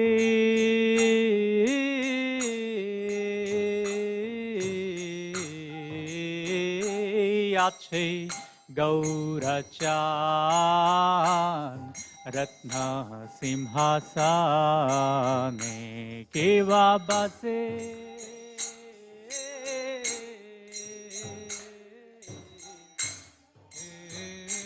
Yache Gaurachan Ratna Simhasane Keva Base Yache Gaurachan Ratna Simhasane Keva Base Yache Gaurachan Ratna Simhasane Arati kore na Brahma Adi Deva gane Arati kore na Brahma Adi Deva gane Arati kore na Brahma Adi Deva gane आरती करे ना ब्रह्मा आदिदेव शिव नारा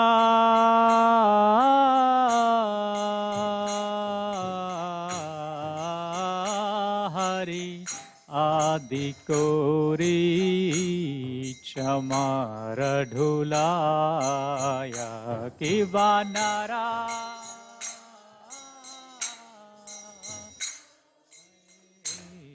चमर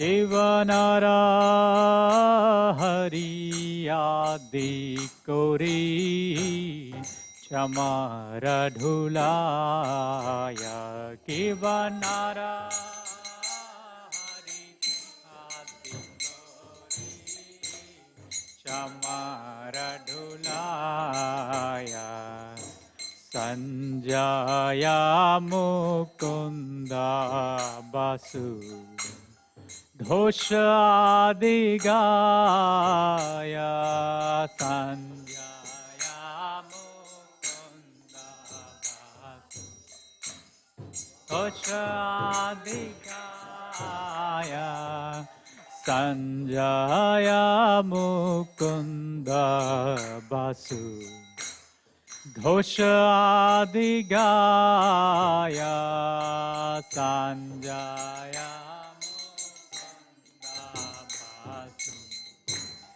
घोष आदि गाया केव शंखा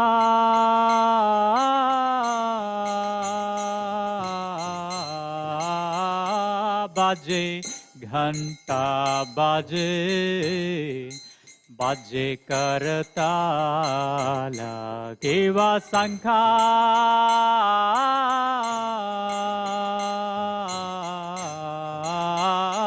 बाजे घंटा बाजे बाजे करताला केवा शंखा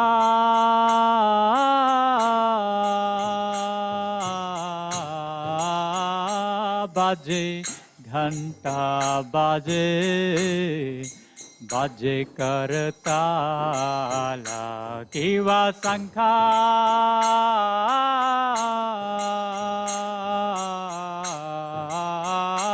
बाजे घंटा बाजे बाजे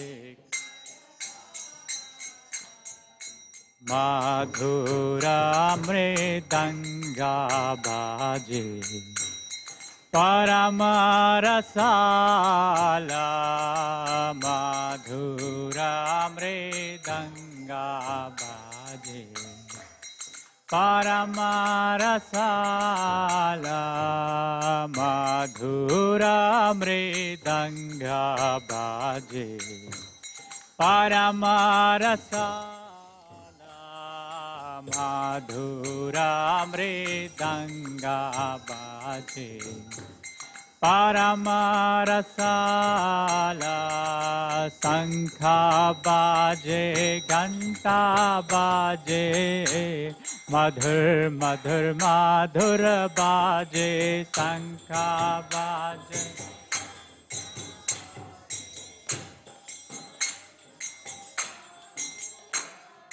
शंखा बाजे घंटा बाजे मधुर मधुर माधुर बाजे शंखा बाजे घंटा बाजे मधुर मधुर माधुर बाज माधुर माधुर माधुर बाजे माधुर माधुर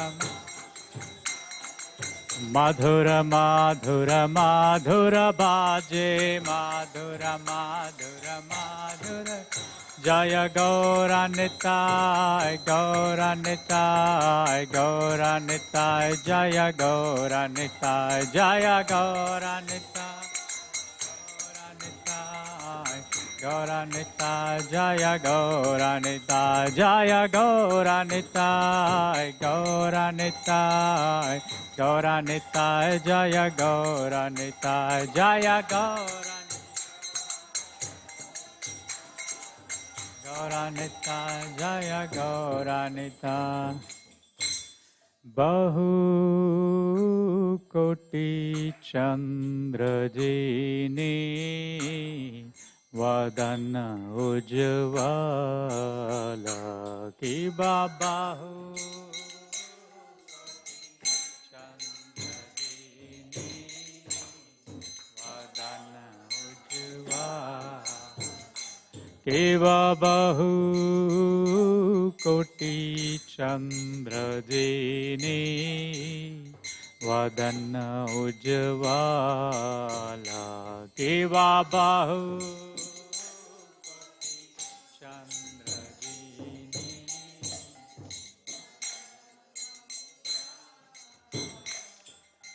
Gala deshe vanamala Kare jhalamala gala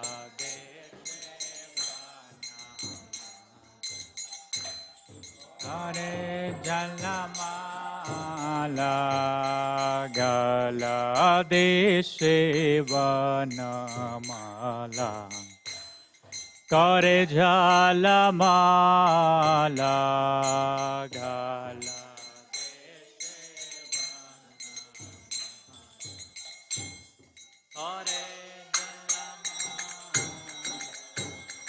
Shiva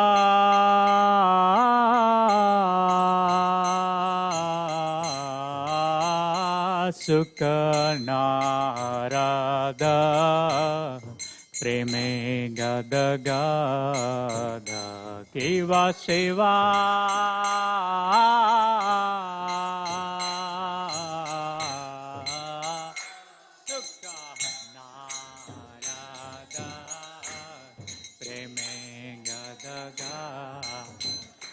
Shiva Shiva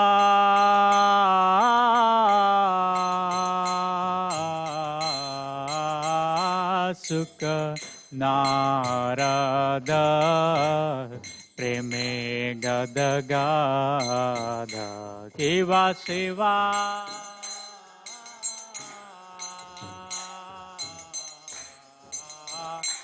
Sukha Narada Preme Gadaga Bhakati Vinoda Dekhe Gaurara Sampada Bhakati Gaurara Sampada Bhakati Vinoda Dekhe Gaurara Sampada Bhakati Gaurara Sampada Hare Krishna Krishna Krishna Hare Hare Hare Rama Hare Rama Rama Rama Hare Hare Hare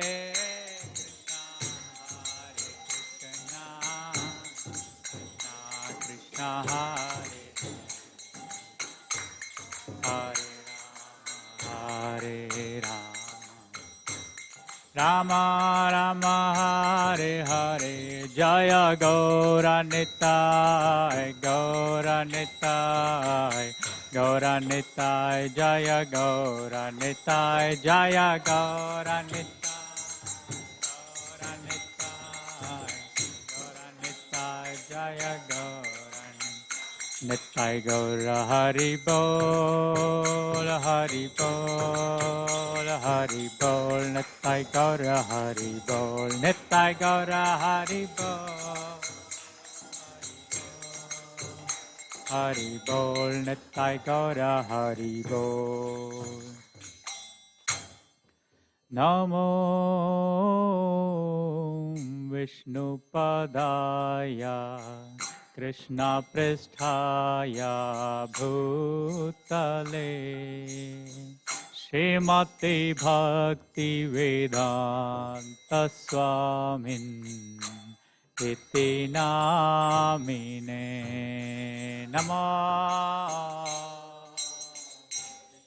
Padaya Krishna Pristaya Bhutale Srimati Bhakti Vedanta Swami Iti Namine Namaste Saraswati Deve Gauravani Pracharine Nirvishesha Sunyavadi Pashyata Desetarine Namaste Saraswati Devi Gauravani Pracharine Nirvishesha Sunyavadi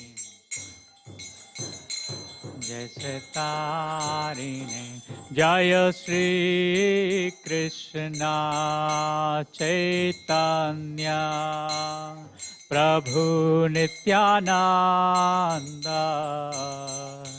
Shri Advaita Gadadhar श्रीवासादि गौर भक्तवृंद जय श्री चैतन्य प्रभु नित्यानंद श्री अद्वैत गदाधर श्रीवासादि गौर भक्तवृंद जय श्री कृष्ण चैतन्य प्रभु नित्यानंद श्री अद्वैत गदाधर श्रीवासादि गौर भक्तवृंद जय Shri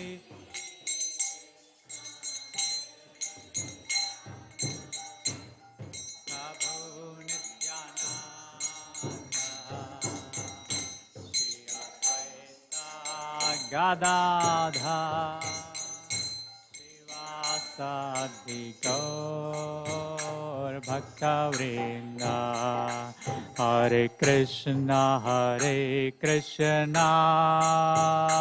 Krishna Krishna Hare Hare Hare Rama Rama Rama Hare Hare Hare Krishna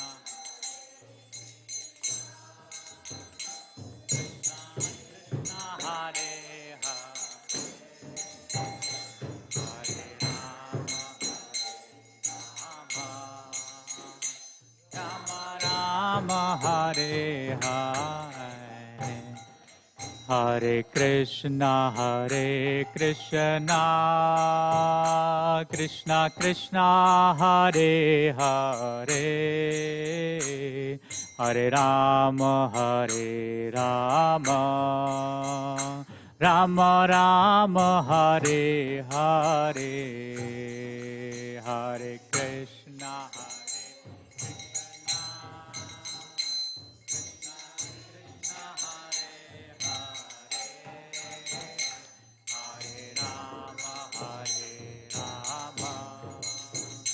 Rama Rama Hare Hare Hare Krishna Krishna Krishna Hare Hare Hare Rama Rama Rama Hare Hare Hare Krishna Krishna Krishna Hare Hare Hare Rama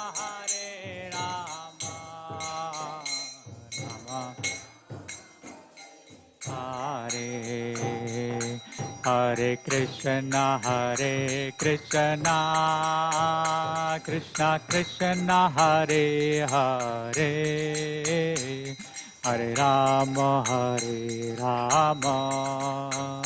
Rama Rama, Hare Hare, Hare Krishna,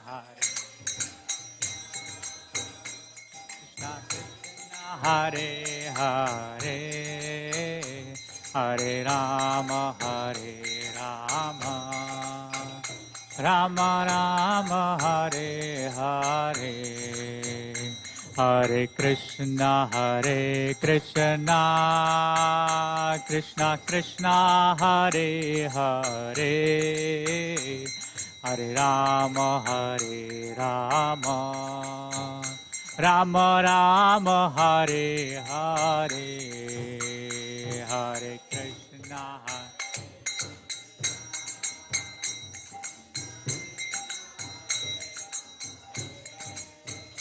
Hare Rama, Rama Rama, Hare Hare, Hare Krishna, Krishna Krishna, Hare Hare, Hare Rama, Rama Rama, Hare Hare, Hare Krishna, Krishna Krishna, Hare Hare, Hare Rama, Rama Rama, Hare Hare, Hare Krishna, Krishna Krishna, Hare Hare, Hare Rama, Rama Rama, Hare Hare, Hare Krishna, Krishna Krishna, Hare Hare, Hare Rama, Rama Hare, Hare Krishna, Krishna Krishna, Hare Hare, Hare Rama, Rama Rama, Hare Hare, Hare Krishna, Krishna, Hare Hare, Hare Rama,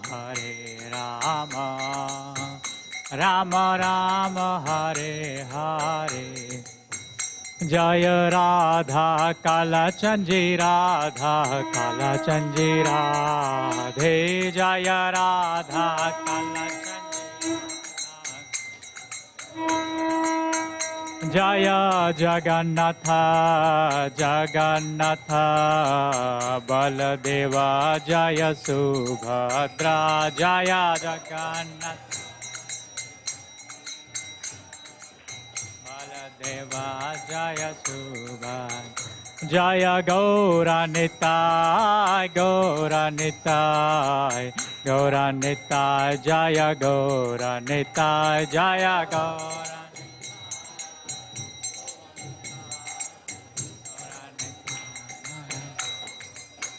Jaya Jaya Prabhupada,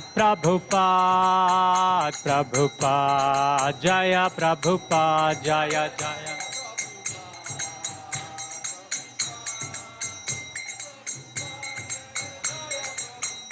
Jaya Jaya Gurudev, Jaya Jaya Gurudev, Jaya Jaya Gurudev, Jaya Jaya Guru, Nittai Gaura Hari Bol, Hari Bol, Gaura Hari Bol, Nittai Gaura Hari Bol, Nittai Gaura Hari Bol.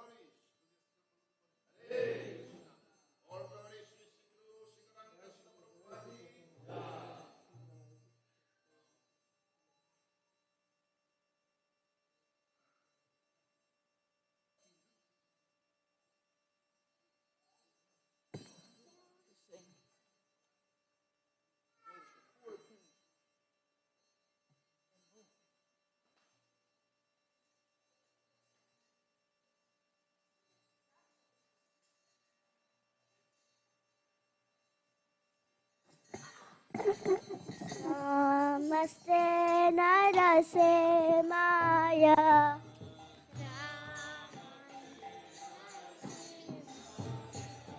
Prahlada Lada Daine.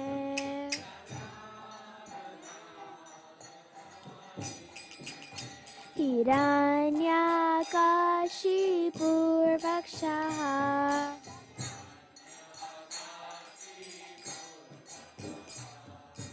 Shiladangkanakalaye.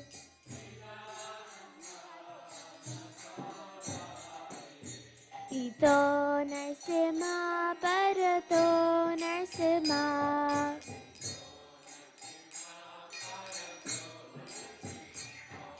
Yato yato yami tato Narsima.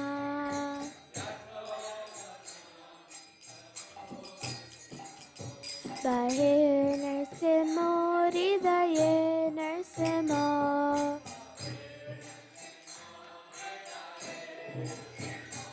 Narasimhamadem Sharanam Prapadye.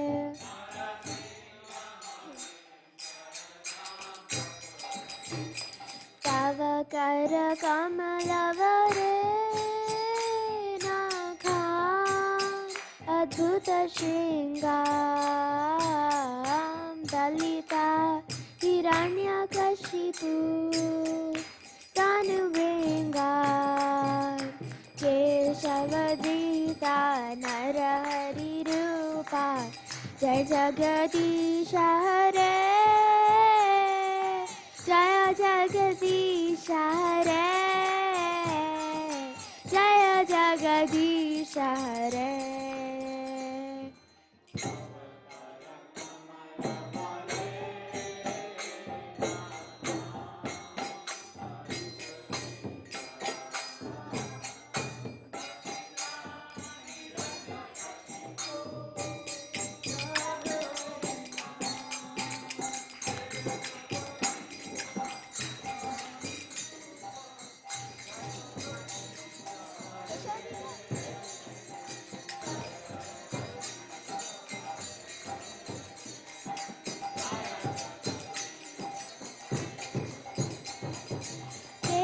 Keshavadrita Narahari Rupa Jai Jagadisha Hare Jaya Jagadisha Hare Jaya Jagadisha Hare.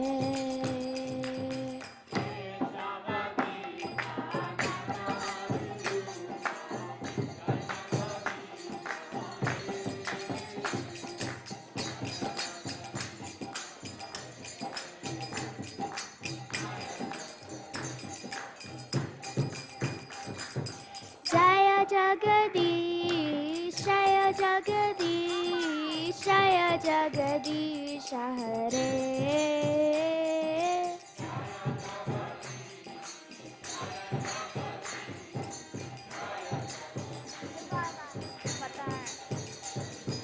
Jaya Jagadish, Jaya Jagadish, Jaya Jagadish Hare.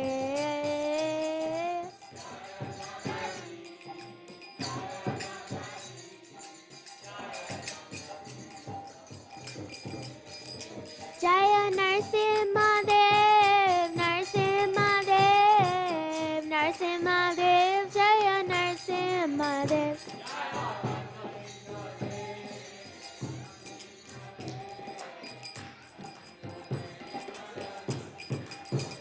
Jaya Prahlad Maharaj, Prahlad Maharaj, Prahlad Maharaj, Jaya Prahlad Maharaj.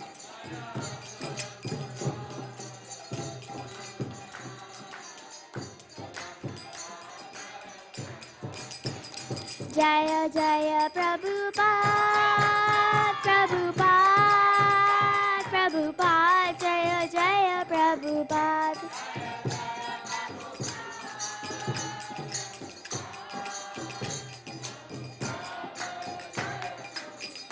Jaya Jaya Gurudev, Gurudev, Gurudev.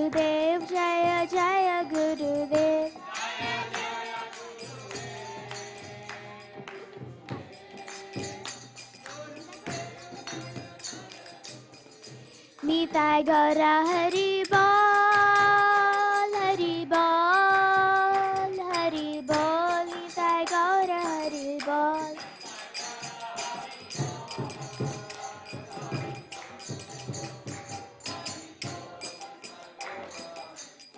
Nitai Gaura Hari Bol, Hari Bol, Hari Bol, Nitai Gaura Hari Bol.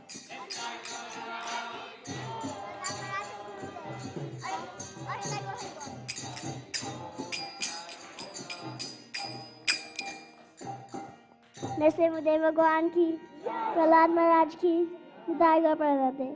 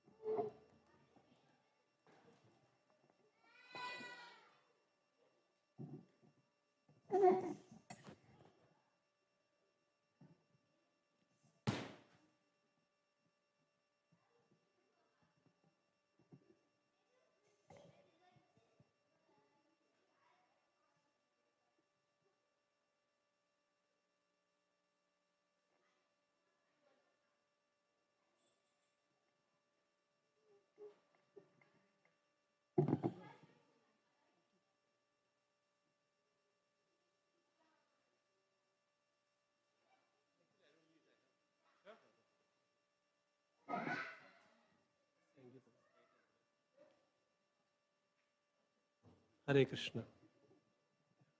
That should be fine, bro. Hare Krishna. No, good, bro. I'll do it.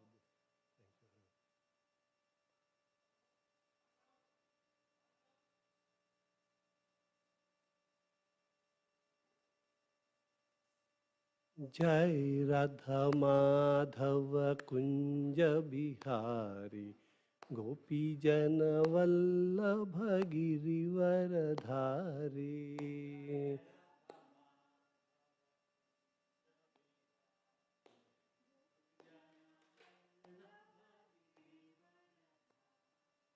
जय राधा माधव कुंज बिहारी गोपी जन वल्लभ गिरिवर धारी।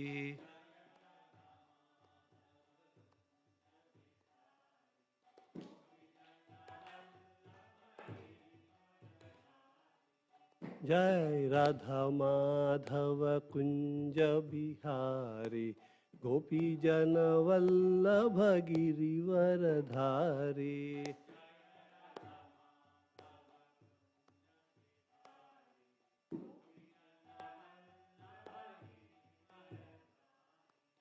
यशोदनंदन व्रज जन रंजन यमुनतीरवनचारी।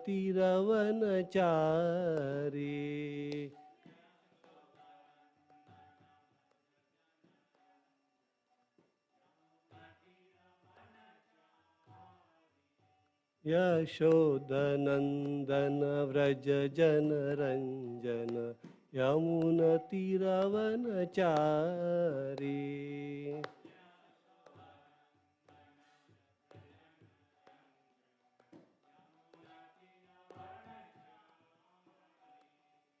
जय राधा माधव कुंज बिहारी गोपी जन वल्लभ गिरिवर धारी।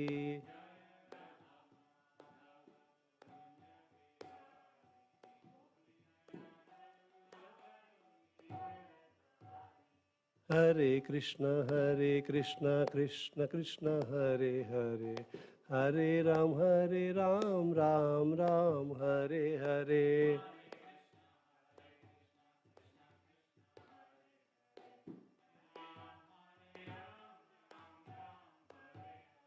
Hare Krishna Krishna Krishna Hare Hare, Hare Ram Ram Ram Hare Hare.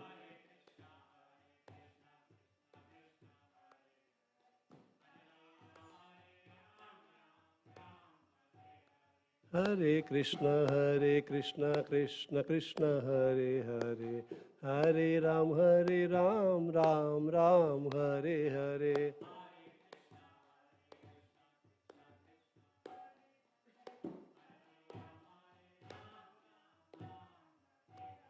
Nitai Gaurango, Nitai Gaurango, Nitai Gaurango, Gaura Hari.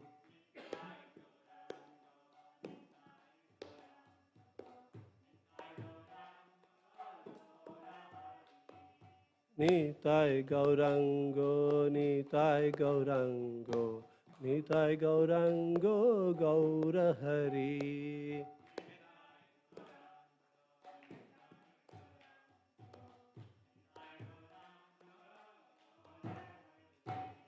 Jai Prabhupada, Jaya Prabhupada, Prabhupada, Jai Prabhupada, Jaya Srila Prabhupada.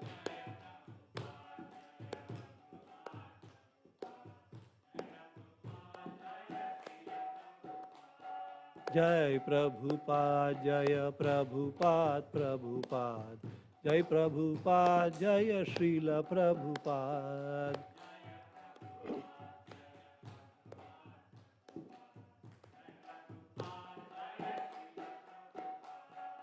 Jai Gurudev, Jaya Gurudev, Gurudev, Jai Gurudev, Jaya Srila Gurudev.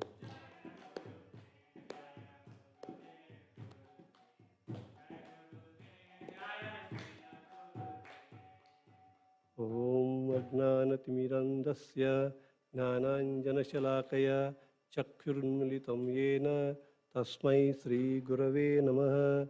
Sri Chaitanya Manobhishtam Stapitam Yena Bhutale Swayam Rupah Kadamahyam Padati Swapadantikam Vandeham Sri Guru Sri Yutapadakamalam Sri Gurun Vaishnavamscha Sri Rupam Sagrajatam Sahagana Raghunatanvitam Tam Sajivam Sadvaitam Savadutam Parijana Sahitam Krishna Chaitanya Devam Sri Radha Krishna Padan Sahagana Lalita Sri Vishakhanvitamscha.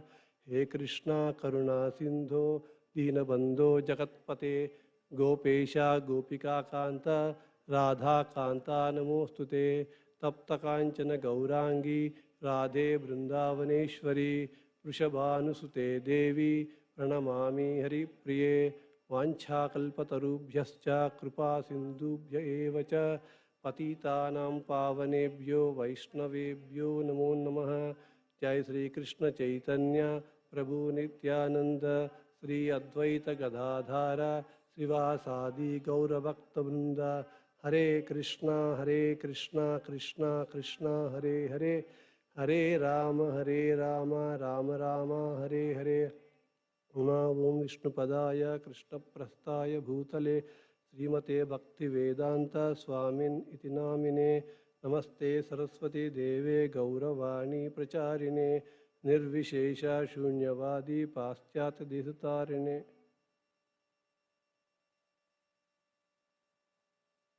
Now we're going to read from chapter 3, verse 38.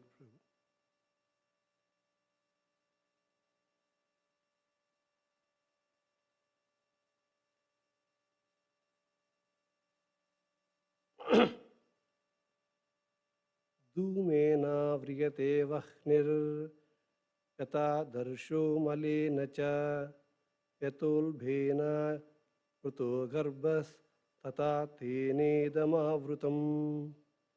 Dhumena vriyate vahnir yata darsho malena cha yatolbhena vruto garbhas tata tenedamavrutam.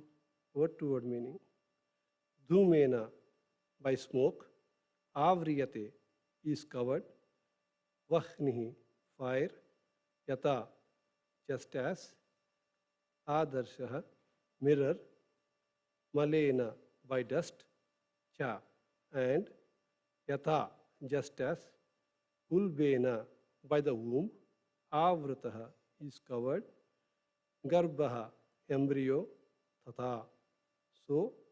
Tena, by that lust. Idam, this. Avrutam, is covered. Translation by Srila Prabhupada. As fire is covered by smoke, as a mirror is covered by dust, or as the embryo is covered by the womb, the living entity is similarly covered by different degrees of this lust. Purport by the Divine Grace Srila Prabhupada. There are 3 degrees of covering of living entity by which his pure consciousness is obscured. This covering is but lust under different manifestations like smoke in the fire, dust on the mirror, and the womb about the embryo.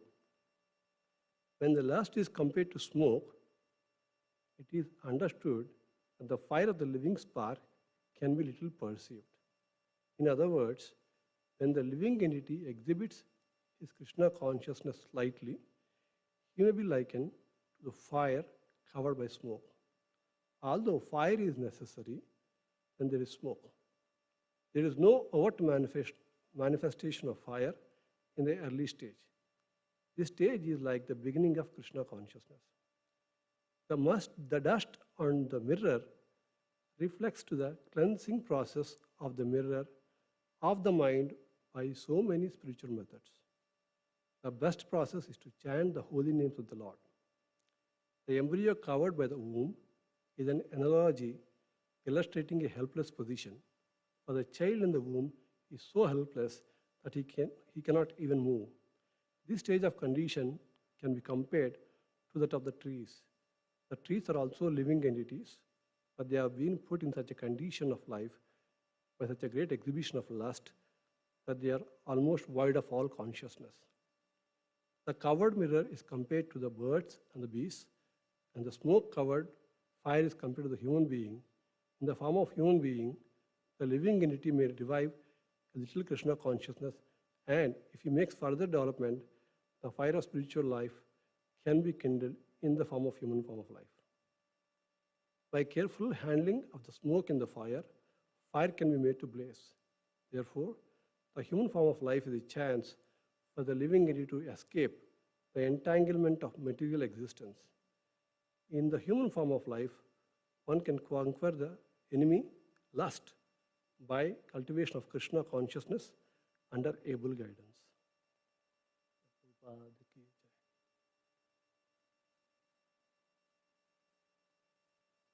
As fire is covered by smoke, as a mirror is covered by dust, or as the embryo is covered by the womb, the living entity is similarly covered by different degrees of this lust.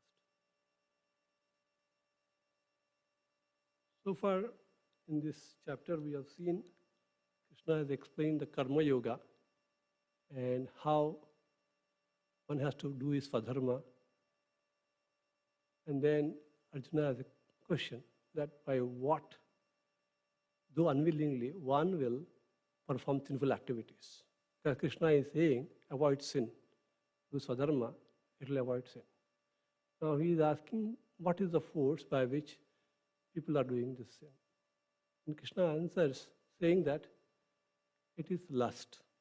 It's the calm, which is the desire, which is all devouring enemy, which is making people forcibly perform sinful activities. And he says that that lust is your enemy. That lust is your enemy. Now, Krishna is a very good teacher. He not only answers the question to the point, but tells, if this is your enemy, what should you do? Where does he stay? what is his behavior, what are his traits, how can you recognize him, and how do you overcome this enemy, and how do you defeat it fully. Krishna is trying to answer next few verses, starting from here, how the entire process Krishna will very neatly explain this process. As part of that, Krishna is saying, this lust is calm, though it is an enemy, you feel it's more appealing to you. Because most of the time, people want their desires to be satisfied. It's a common practice that everybody wants their desires to be satisfied. And we are calling that lust. Chaitanya Charitamrita says, Atmendriya Priti. You are trying to satisfy your senses. Vanchita Tarabali Kare, Tarabali Kama. It means that when you are trying to satisfy your senses, that kind of desires are called Kama. The same, Krishnendriya Priti. When you are trying to satisfy Krishna's senses, that particular one, Ichcha, Tare, Prema Nama. The same thing, when you try to satisfy for Krishna, activity is same. When you are looking, instead of satisfying your senses, you are trying to satisfy Krishna's senses, that is called Prema. So now we are at, everybody is trying to satisfy their senses. That is why this calm is coming to picture. The calm, though it appeals as a friend, is actually an enemy. I give you an example. Somebody is diabetic. I'm diabetic, for example.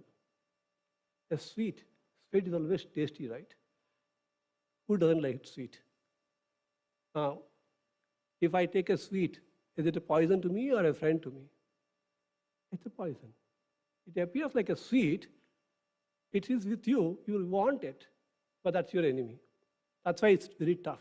Krishna says, it is durasadam. It means very tough. It's very fortitude, very strong. It's not easy. And that is the one you have to win over it. Now it is like a cheat. It is with you, it's cheating you because you like it.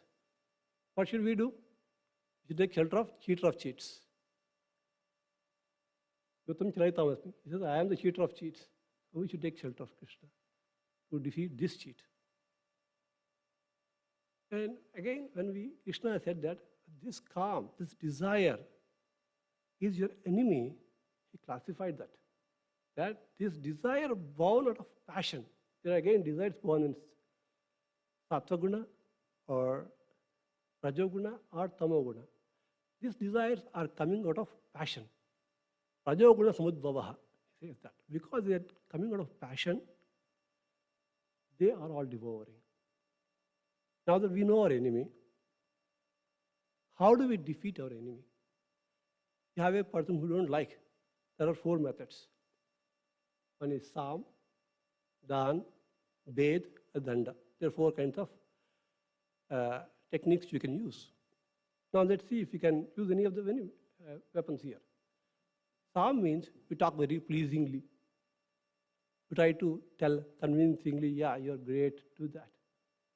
So this calm, Krishna says it's Mahapapma in the earlier words. This is very sinful, so it won't satisfy with your Sam. Dan. When you say Dan means give some gift. Okay, I'll give this if you stop it. Trying to do some bribing kind of stuff. Now this is Mahashanu means it is never satisfied. It's on more and more. How much can you give? He says, no, I want more. So, Dana also gone. Ved.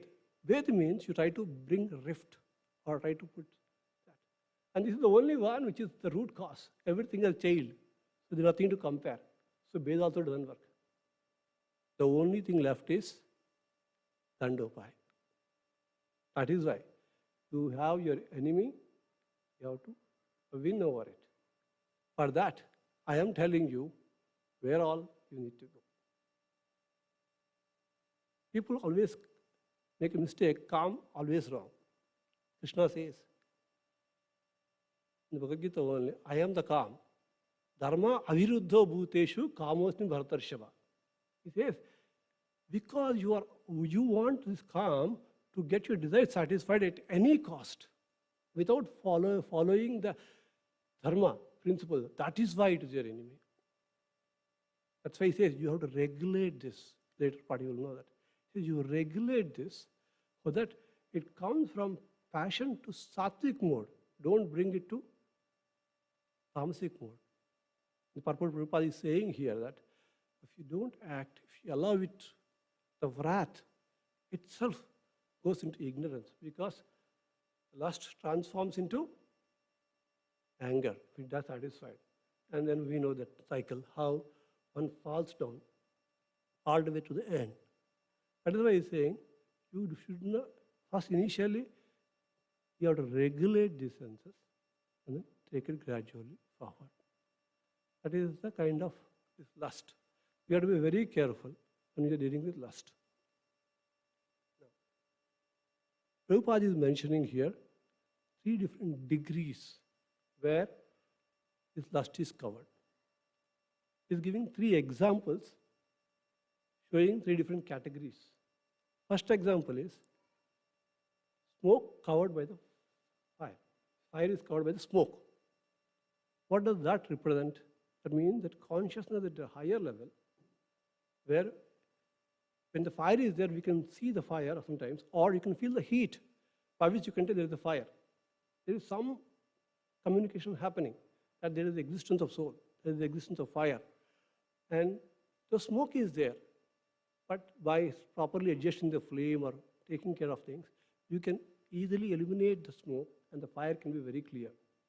And you can increase the fire. Krishna is saying, how do you do that? A person practicing little Krishna consciousness, that person can do this. That means when your enemy is at a lower level, still Krishna's names are required. You have to practice Krishna consciousness. If you practice further Krishna consciousness, you can easily overcome this lust. We will see how you can overcome this lust a little later. Next step he is saying this mirror covered by dust. Tata darso malenacha. When the mirror is covered by dust, you cannot see yourself. Maybe you can see very vaguely. Dust, you can't see yourself. But you can easily remove the dust by little work. Next level. So for that, also he is saying that you have to chant Krishna's names. But this is observed more in the lower species. But humans currently are behaving like lower species. Right now we see this calm is overcoming so much that they don't have to take birth as birds or beasts. We are behaving like beasts outside. There's no consciousness fully covered. And he says, for that also, you have to chant Harinam. Mahaprabhu says, Cheto Darpana Marjanam, means that you have to clean this Darpana mirror, by which Sri Krishna Sankirtanam. When you chant Krishna's holy names, you clean this dust from your mirror, and your consciousness will be fully revived. So even here, holy names are the way. Now let's go to the third level, which is an embryo covered in the womb. It's a very precarious situation. He cannot move his legs. It's torturous, it's very painful, and they have the memory there. It's very painful, and they don't have any consciousness. Fully covered. This is compared to the level of trees, where the conscious level is very low. So when you touch the tree, the amount of pain they encounter is very little less compared to the beasts, compared to humans. This is a gradation also, right? The amount of torture they feel when somebody touches is also according to that. Similarly, this kind of consciousness is very left, and in the human beings also we are seeing that people have absolutely no consciousness of who is God. Absolutely no consciousness is God. So what is the solution for this situation? Purushekhara Alvar says, Sriman Nama Procha. You change take the names of the holy name of whom? Narayanakshyam. You take Narayana's names. Kena Prapum Vanchita Papino Api. Because the whole process of lust is coming because you want some desire to enjoy. Lust is because you want to enjoy. And he says, when you take holy name of the Krishna, even a sinful person can get whatever he wants. But he gets what he wants. Unlike he doesn't go into a material abyss. But he says, he will not, tena garbha vasaja dukkam. One who chants the holy name of Krishna, he will not have to take this garbha vasaja dukkam. He will not have to take the repeated cycle of birth and death. You don't have to undergo this process when you take holy name of Krishna. That's why Kulishekara Alvar says, you have an enemy. What is the solution? Shatru Chedaika Mantram. He says that. But the Shatru means enemy, one who destroys the enemy, that mantra is a mantra. Shatru Chedaika Mantram.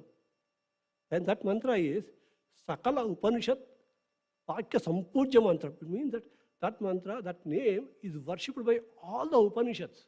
Upanishad itself is the essence of Vedas. And the essence of Vedas are worshipping that holy name. Sakala Upanishad Vakya Sampujya Mantram. Sarvaisvaryaika Mantram. It means it gives all the things you want. There is nothing it can't give. And he says, Jihve Sri Krishna Mantram. What is that mantra? When you chant with your mouth the Krishna's holy names, Japa Japa Satatam. When you chant the holy names continuously, your life will be successful. Not only you are defeating the enemy, you are getting what you want, and your life is successful. Krishna, Kulishekara Alvar is saying. That is why Bhagavatam says, whether you have desires or no desires, or you want liberation, you should always chant holy name. You should do devotion to Lord Hari. Akamo sarvakamo va moksha kama udaradihi tivrena bhakti yogena yet purusham param. Doesn't matter whether you have desires, no desires, still pray Krishna. So we may see why praying Krishna, though I have desires, can work as a miracle. Krishna says in Bhagavatam only, when you chant my holy names or hear my katha, Shrunatam Svakatha Krishna, I go into the heart. Siddhi antastohi abhadrani vidunnoti suhutadam. I clean your heart. I purify you. Krishna is promising it. He is going to purify our heart. That's why in all three stages we see. Stage 1, whether you're in the fire covered by smoke, Harinam. Stage 2, dust covered by covering the smoke, the mirror, Harinam. Stage 3, Harinam. Harer Nama, Harer Nama, Harer Nama eva kevalam. Alo nasteva, nasteva, nasteva katiranyata. So no matter what, that is the only way. When you chant the Krishna's names, the beauty is, when you chant demigods, will I get the same benefit? No. Because they are not cleaning your heart. Here Krishna is there, he is cheater of cheats. He is cheating the come. Okay, I'll divert your come to pray. Krishna will make it for a course of time. You take Krishna's holy names. When you pray demigods, that doesn't happen. What is the example we have? When Dhruv Maharaj went to pray, Lord, for a material desire. When the Lord appeared, he said, I don't want this, I want you. I was about to ask for a broken piece of glass. And diamond is there because he has already purified his heart. He did not get what he wanted, he still got what he wanted. Let's take the example of Hiranyakashipu. He also prayed for a long life, big one, to Lord Brahma. When Prahlad was in the womb of his wife, he wanted immortality, he didn't get it. He got so many wounds. But how long he lived? How long he lived? With all the wounds he wanted, rather the baby, 5, 6, maybe 10 years old maximum, not going beyond that. Means 10 years, maximum 10 years he lived. With all the worship he has done, it's temporary, it's futile, it's gone, waste. It's a clear example. That is why when you pray Krishna, Krishna is very clearly saying, Vai sarvani sarvani, work for me. Offer to this to me. Chant my names. When you take his holy name, he will take care of it. That's why we chant Hare Krishna, Krishna Krishna, Hare Hare, Hare Rama, Rama Rama, Hare Hare. Any questions?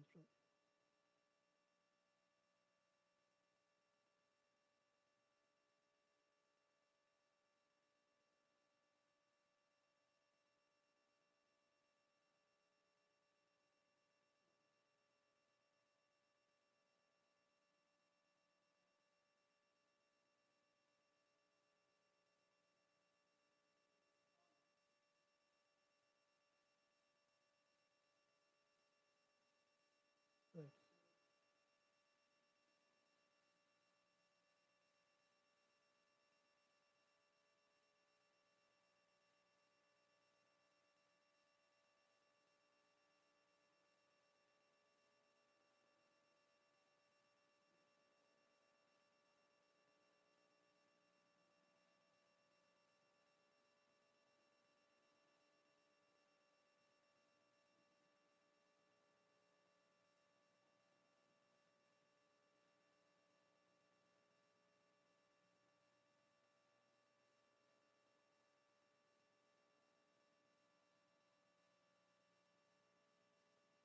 That's why, if you see, Prabhupada has given that kind of mechanism for us, that he has a program from morning to night for us.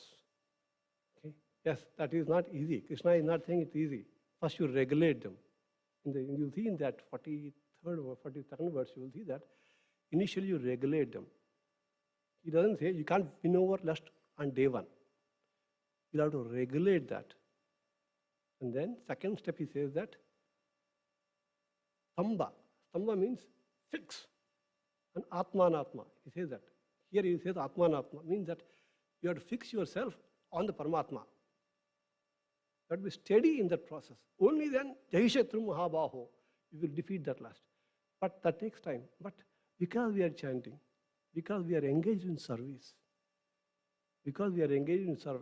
morning program, I tell you, lust comes, there is a place, time for calm. Morning is for usually in a dharmic, material way. People are in the mode of dharmic way in the morning.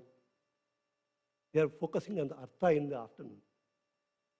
They'll focus on the calm in the night. What is Prabhupada's program? You sleep early, get up early, 4 o'clock. You are reducing your time you have to give for calm, first of all. Because that's when you have free time. Because you sleep early, get up early, 4 o'clock. And then at every step you do service to Krishna. He doesn't say that you just do, sit and do devotion. Yes, devotional service, he engages you. Means that he engaging all your senses in terms of Krishna service. It happens slowly. It happens slowly. You will not realize it. The calm will not realize it. Without your knowledge, you will transform. It takes time. It takes time. The more sincere we chant, the more quicker we realize the result. The more quality of chanting goes down, the slow we get. But result will definitely come. Krishna me bhaktya pranasyate. Krishna is guaranteeing it. It's just we have to be patient. Right? You have to have patience is required. And definitely we will make, there is a danger always because it's very strong. Krishna himself is very strong. It's not easy. But he will help you. You cannot fight yourself. If you want to fight ourselves, it's like Krishna says 7:14, right? You can't cross over Maya unless you take my name. So we have to take shelter of holy name, Krishna and devotees, and associating. That will automatically take it away because what you hear is what you think. What you see is what you think. Most of the times you are engaged in service, hearing, associating with devotees, reading books. That's what you will contemplate on. And that will naturally take you from the mode of passion to sattvic mode, finally transcendental mode. Obviously, I don't think any devotee who is chanting will go to that mode, to ignorance mode. Maybe he is fluctuating between sattvic and passion. Slowly they move from passion, sattvic, to the transcendental plane. But we are right now, most of us are at the passion level. If you don't take Krishna's name, you will go passion to ignorance. When you take Krishna's name, you're moving passion to sattvic mode, a little higher. And slowly we'll move higher. I answered your question.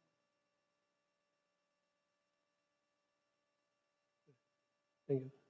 Srila Prabhupada ki jai.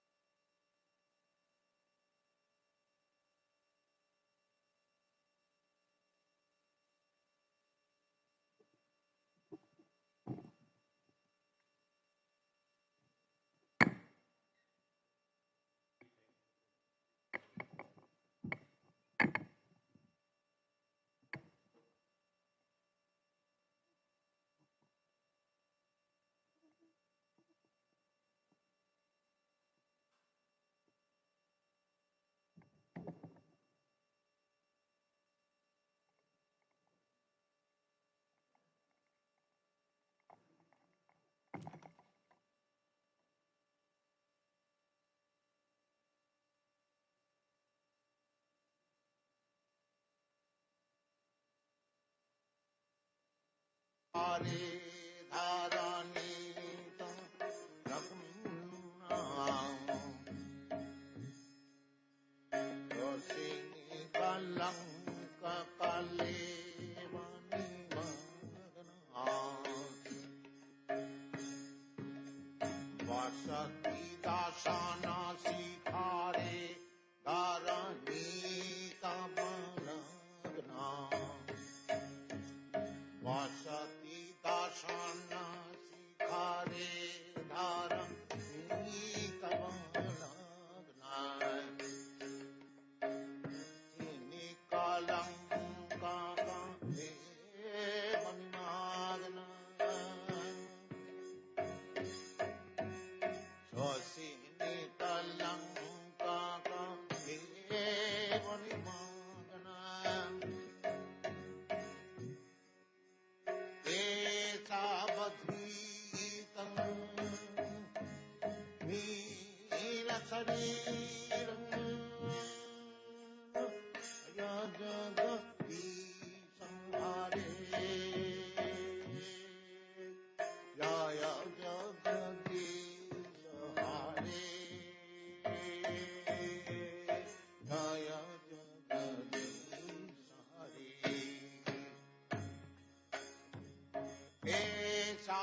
Esavadritam Mena Sarira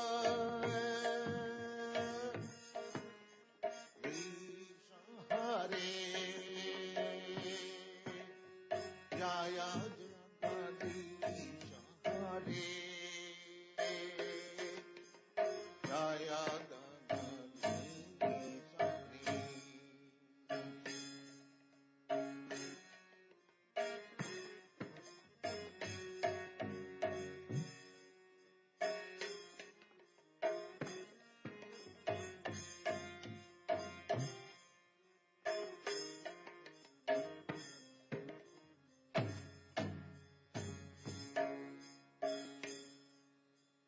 Abakara Kamala Balena Kamadhuta Singam Dolita Hiranyaka Siputana Bringam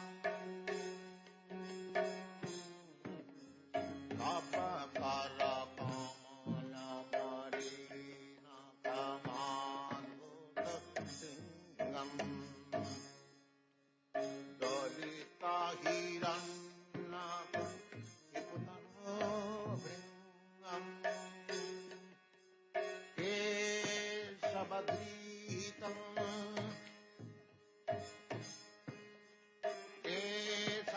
Kesavadritam Meena Sariram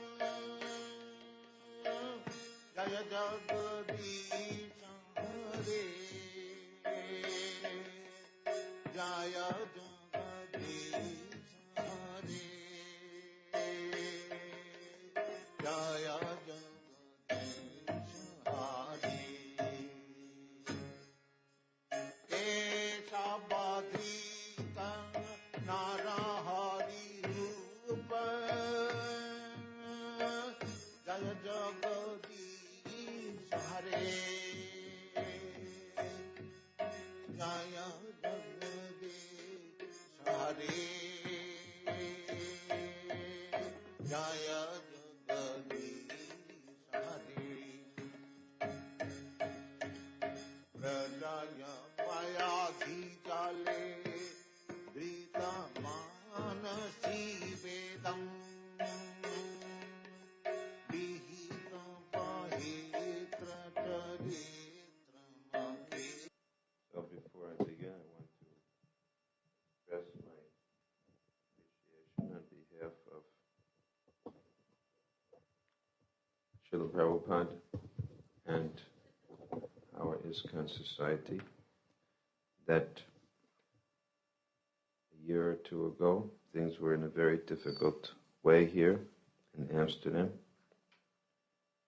and we see now that in such a short time there has been so much improvement.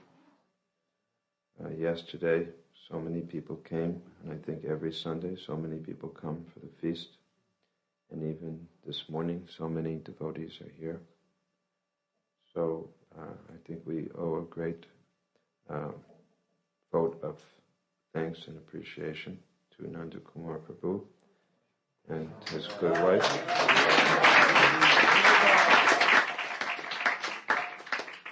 And to Rati Manjari. And to Mother Saraswati also, who has done so much preaching here. It's a sign of their great faith and devotion in Srila Prabhupada and his followers that they have taken this difficult burden of responsibility.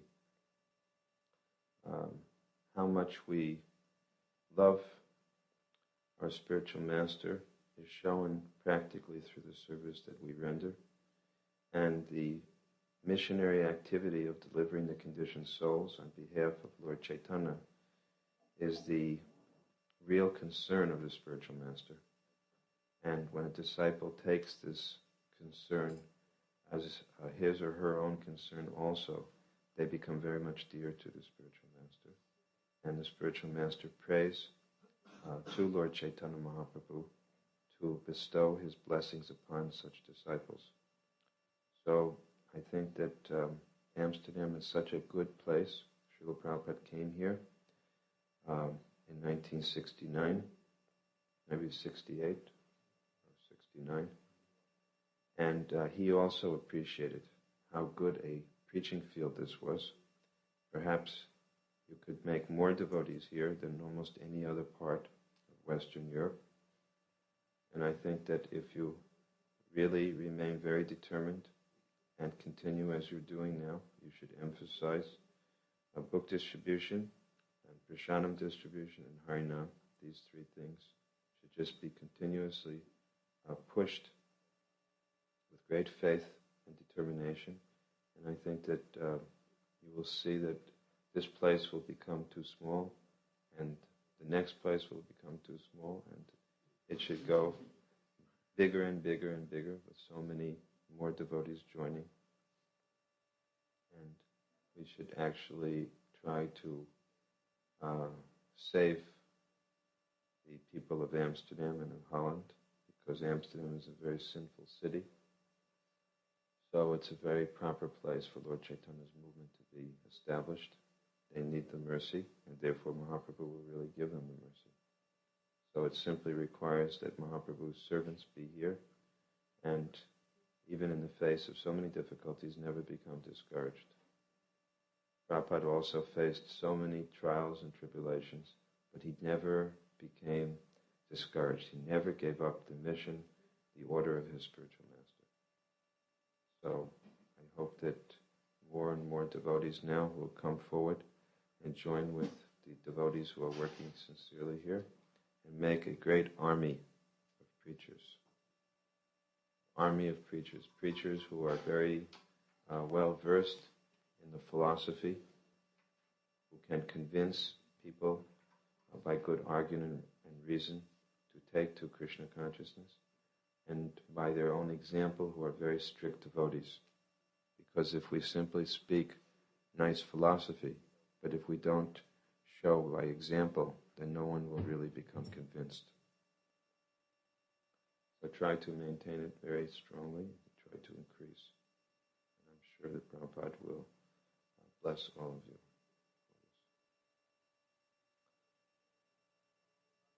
Om Namo Bhagavate Vasudevaya.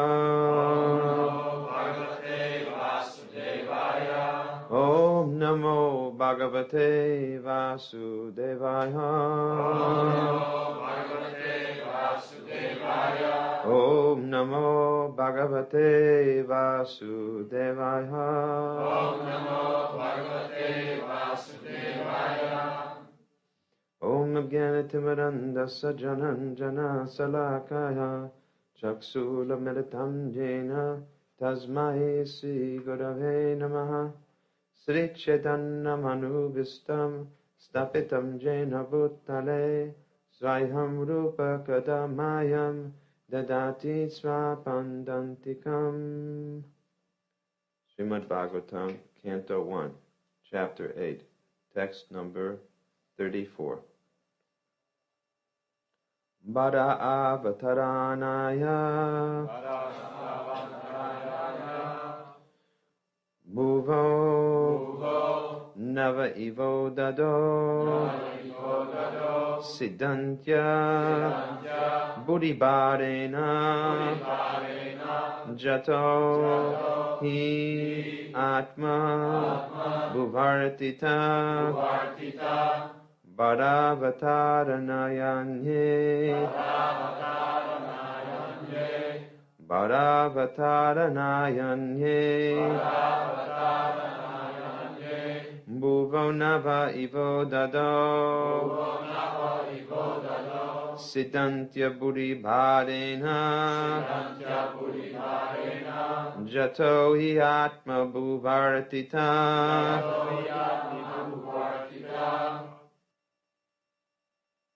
Bada Avataranaya, just to reduce the burden of the world. Anye, others. Bhuva, of the world. Nava, boat. Eva, like. Udadho, on the sea. Siddhantya, aggrieved. Buddhi, extremely. Bhadena, by the burden. Jataha, you were born. He, certainly. Atmabhuva, by Brahma. Artitaha, being prayed for. Translation and purport by His Divine Grace, A.C. Bhaktivedanta Swami Prabhupada.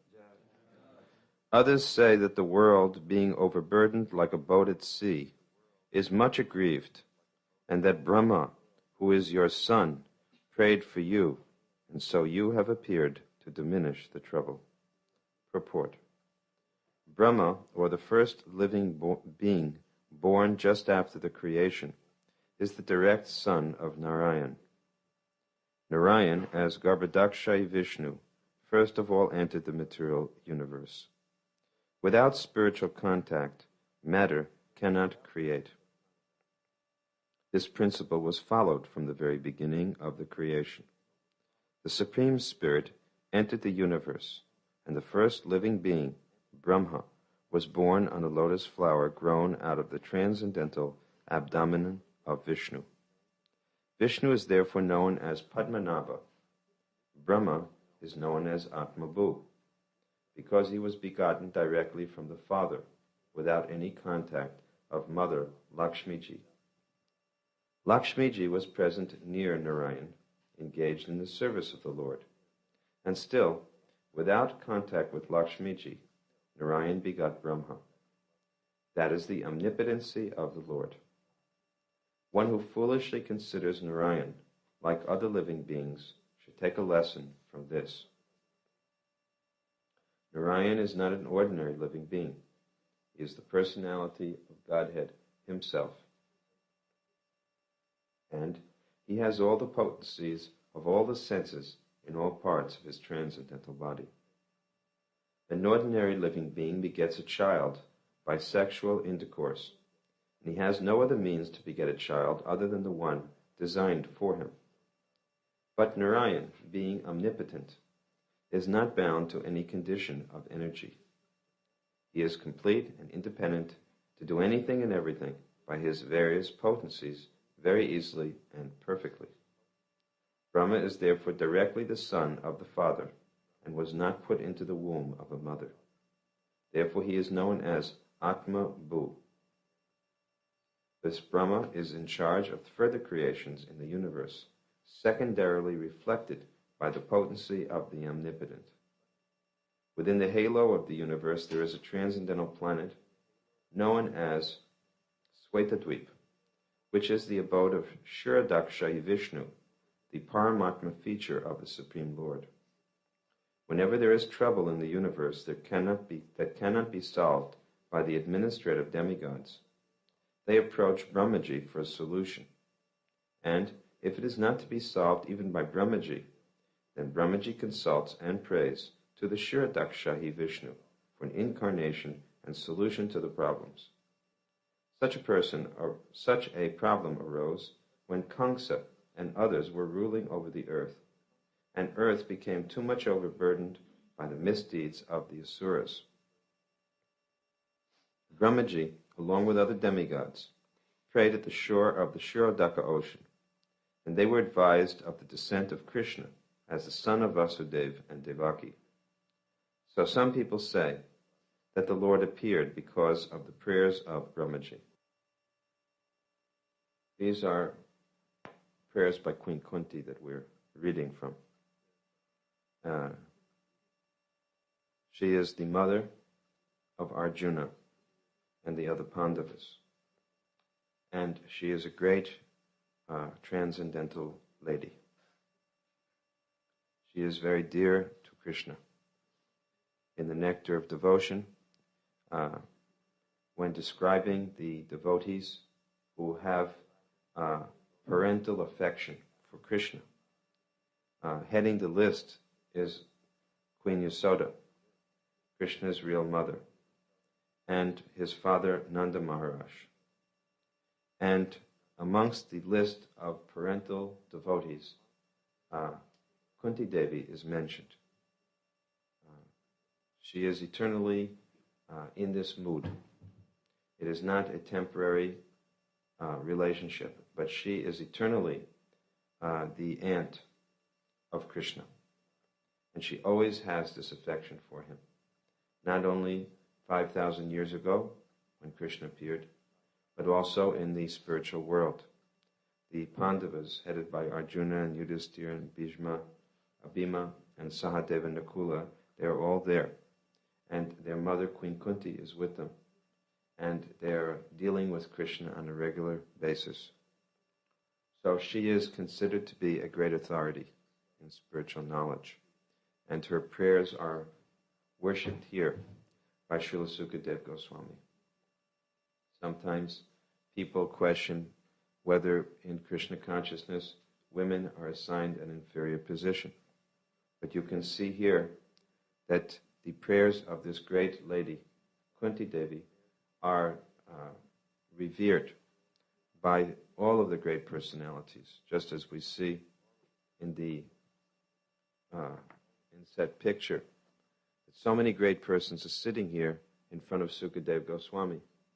Srila Vyasadeva, Sri Narad Muni, all great persons are sitting here to listen to Srila Sukadeva Goswami. And Srila Sukadeva Goswami is taking the prayers of Queen Kunti as the basis for his authoritative statements. So there should be no question that we can recite these prayers and gain so much understanding from them. She is explaining how there are different ways to understand Krishna's appearance, because it is not something of an ordinary daily occurrence that the Lord comes within this universe. The Christians celebrate the birthday, or what they think to be the birthday of the Son of God, Jesus, as a great event. And every year, so it's 2,000 years now this is going on. So just appreciate then what a great event it is when Krishna comes within the universe. It's described in the Gita that he comes once in every day of Lord Brahma. And Lord Brahma's day is a very, very long time. Many, many, many, many millions and millions and millions of years long. Day and night of Brahma. You know exactly how many? 4.32 billion years. Yeah, actually an inconceivable amount of time. And Krishna comes only once in all of this time. So the fact that he came only 5,000 years ago is practically very recent when we consider 4.32 billion compared to 5,000 years. 5,000 years is like an hour ago. This is so recent.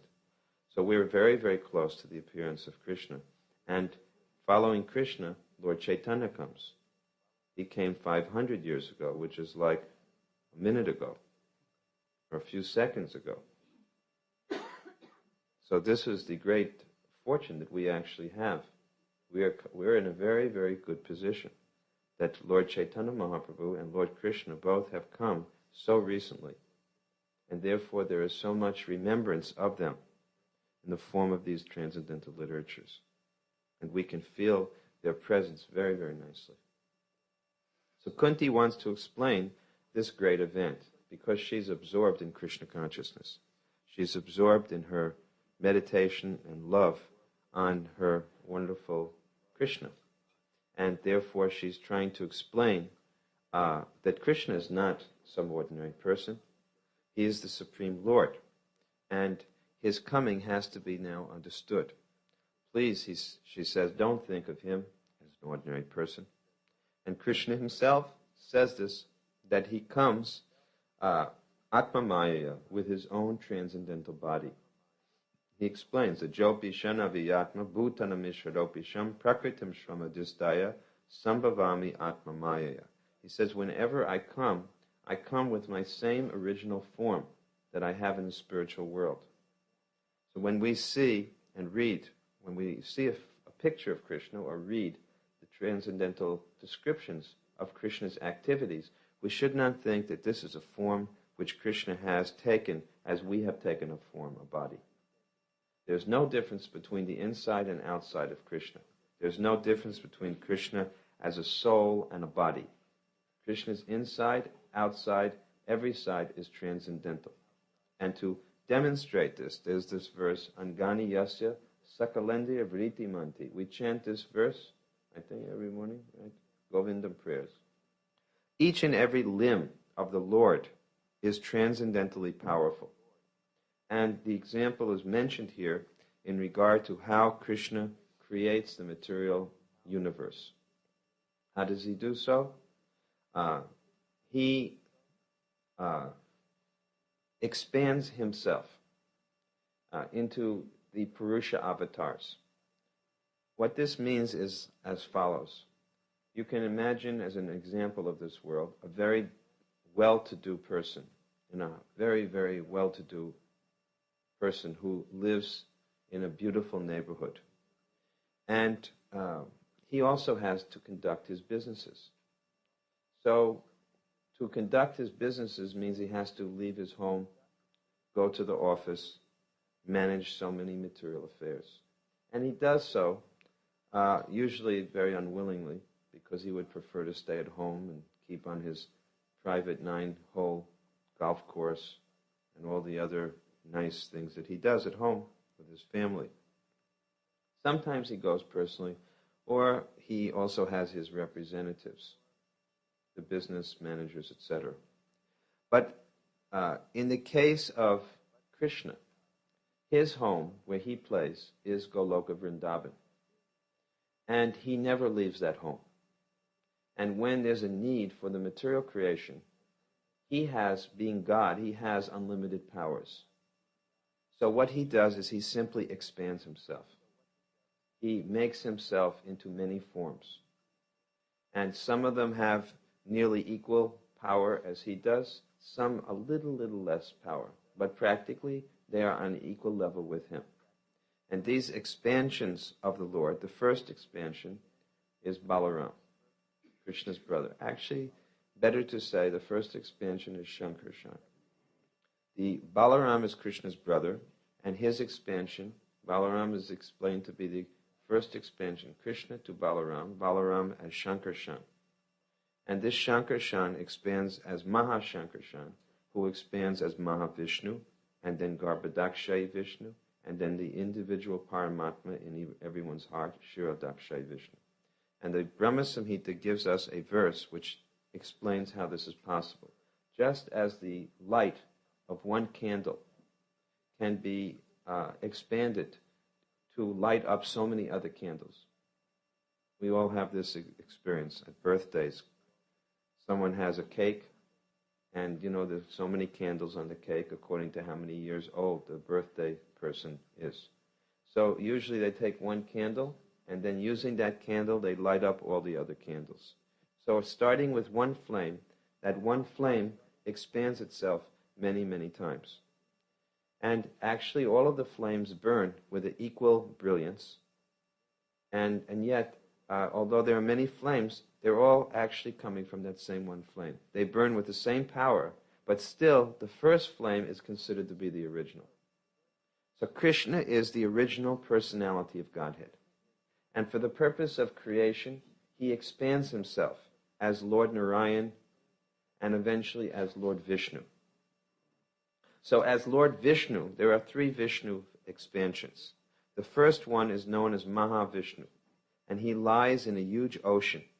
And when he breathes out, lying in this ocean, universes come out of the skin holes, his pores of his body. Just like when we go underwater and we breathe out, bubbles come. So he is so huge that when he breathes out, these small bubbles begin to expand, and each one of them becomes a universe. So big. And these universes float, you see, on the causal ocean. They're just like a bubble can float on an ocean, like a big balloon. And they float. And they are empty, or hollow, you can say, and they have coverings. So then, this Mahavishnu has all of these universes, but they're empty. So he expands himself as the second Vishnu, known as Garbhodakashayi Vishnu, and he enters into the universe. And standing in the universe, which is a big globe, it's very hot in there. Just like if you go into a room with all the windows closed, it becomes very hot. So when you get too hot, what happens? You start perspiring. So he began to perspire, and his perspiration filled up half of the universe. And then, being tired of all this perspiring, he laid down on the half of the, water. The water had filled up half the universe, and then he laid down on it. And he started to float also. And while he was floating there, at that time, where were we? All of the living entities were stored up within his abdomen. Just like in a mother, she has a baby in her womb. So this Vishnu had all the living entities within his abdomen, within his belly. And they had the desires or karma from their past, the past creation, within them. Just like a mother has a baby. And within the baby, the baby at the time of 7 months starts to kick on the stomach of the mother, right? The mothers can feel the baby kicking. So Vishnu, Garbhodakashayi Vishnu, could feel the baby's kicking. He could feel the combined karma, the desires, which were still stored up within all the living beings, and they were the desiring expression or the ability to fulfill their desires. So contemplating this, looking within himself and contemplating that all the living entities are within me and wanting to fulfill their karma, that contemplation caused the combined effect of all these living entities to come through the navel, and they burst out of the navel in the form of a golden lotus. And on that golden lotus, the most powerful and, you could say, mature, senior-most of all the living entities was the first one to take birth. And his name is Brahma. His name is Brahma. And then it is Brahma, who is like our elder brother, who gradually created the planets and the various forms, the bodies, so that all his younger brothers and sisters would have an opportunity to take birth in the universe. Therefore, Brahma is called a secondary creator, because the primary creator is obviously Vishnu. And he empowers Brahma, and then Brahma, under Vishnu's order, begins to create the various planetary systems and the bodies, etc. So here it mentions that Originally, this Mahavishnu, the first Vishnu, now we had mentioned Garbhodakshay Vishnu, but the first Vishnu who breathed out the universes, when the universes were there, he glanced, and through his glance, he had been holding all the living beings. Simply by glancing at the material energy, he impregnated the material energy. And Prabhupada mentions here that normally sex life takes place by the meeting of the sex organs. But in the case of God, Vishnu, the expansion of Krishna, every one of his different parts of his body has equal power, equal potency, and can do the function of any other part. We can only see with our eyes. Our ears don't see. Our eyes don't hear. But in the case of God, any part of the body can do the function of any other part. Therefore, he's called omnipotent. Omnipotent. Omnipotency. He has this ability. So, Prabhupada makes the point here, and he always does this again and again, that we should understand that the creation and this universe that we are living in can only be possible because of the presence of the Lord. There's no possibility of this universe coming into existence simply by material combination of elements. Because matter in and of itself doesn't combine. Like the scientists try to recreate, the Big Bang. But there they are, playing the role of God. They are the persons who are recreating the Big Bang. They're going to blast some atomic molecule or whatever, atom into a mass of other atoms and try to recreate a similar situation that they think happened 15 million or 2 billion or 10 billion years ago. But it's they who are standing there blasting away with their atom guns. There has to be a living being, a living force that starts the thing off. Because things don't mix on their own. So the problem is that they are the material scientists. We always say material scientists. We shouldn't say the scientists because some scientists are actually devotees. They could be spiritual scientists also. But the material scientists are the ones we call demons. We don't say scientists are demons. We say material scientists are demons. The material scientists are envious. They have no problem playing God. But they have a great deal of problem accepting that there is someone else besides themselves who may actually be the real God. Prabhupada says, look how the trees are growing, of their own accord. Billions and billions of flowers are being produced. Everything is just growing everywhere, but no one will give a Nobel Prize to the person who is making all of this possible. But if someone does any little thing, if he discovers any little, not that he discovers, or if he understands one little part of a law that God, the lawmaker, has made, they give him a Nobel Prize. Not that he understands everything, he just understands one tiny part of one little chemical reaction, maybe. And immediately, headlines worldwide, hundreds of thousands of dollars in reward, and so much fame. But for God, who has made everything, who has done everything, that's just your superstitious belief. Now, if that isn't envy, what else can you call that? It may be the only thing else you can call it is ignorance. And actually, envy is a form of ignorance. They are really ignorant. So ignorant. So, we have to therefore understand that matter requires the touch of the Lord. And that touch didn't come in the form of sex intercourse, but it came in the form of a glance. Why didn't the Lord decide to touch Maya? Because Krishna has no direct contact with Maya. Maya is the material energy of the Lord. She is described to be like a sleeping wife of the Lord. And Lakshmi is the wife who is wide awake, who is sitting by the lotus feet of the Lord, massaging his lotus feet. So, of course, we don't allow polygamy. The governments don't allow polygamy, but in the Vedic culture, a person could have more than one wife, if he could maintain. Nowadays, nobody can do that, so monogamy is better. But we see that in the case of the Supreme Lord, he can maintain unlimited consorts, Lakshmis, or goddesses of fortune. So he was absorbed with his goddess of fortune, Lakshmi Devi. But he saw that another one of his wives, or in this you can say his energies, the material energy, Maya, she was dormant or sleeping. So sometimes a man, of course we have no experience of this, but we can imagine that if someone has more than one wife and he's enjoying with one wife, he may sometimes think that the other wife will also want to wake up and be enjoying. So with that thought in mind, Vishnu looked towards Maya. He just looked at Maya.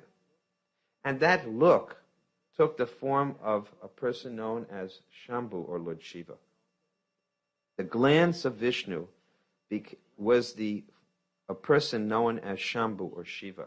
And this Shiva, is the expansion from Vishnu for the purpose of contacting Maya. As we say, Lakshmi is the consort of Narayan, Maya is the consort of Shiva. And Shiva is an expansion of Vishnu. Are they equal? Because we say Vishnu is an expansion of Krishna, and Vishnu is practically equal to Krishna. So is Shiva equal to Vishnu? Not exactly. Because there's one difference. Vishnu never contacts Maya. Krishna never contacts Maya, the material energy, but Shiva does. So because Shiva contacts Maya, there's a slight difference between Shiva and Vishnu. What is the difference? The Brahma Samhita gives the example of milk and yogurt. What is yogurt? Yogurt is milk transformed. Because yogurt has a souring agent. When a souring agent is added to milk, it becomes yogurt. Is yogurt milk? Yes. But is yogurt also, we can say, it's not milk. It can't do what milk can do. From milk you can make so many preparations by cooking. But yogurt you can't make quite as many. So Shiva is Vishnu or Krishna, but in a transformed condition for contacting Maya.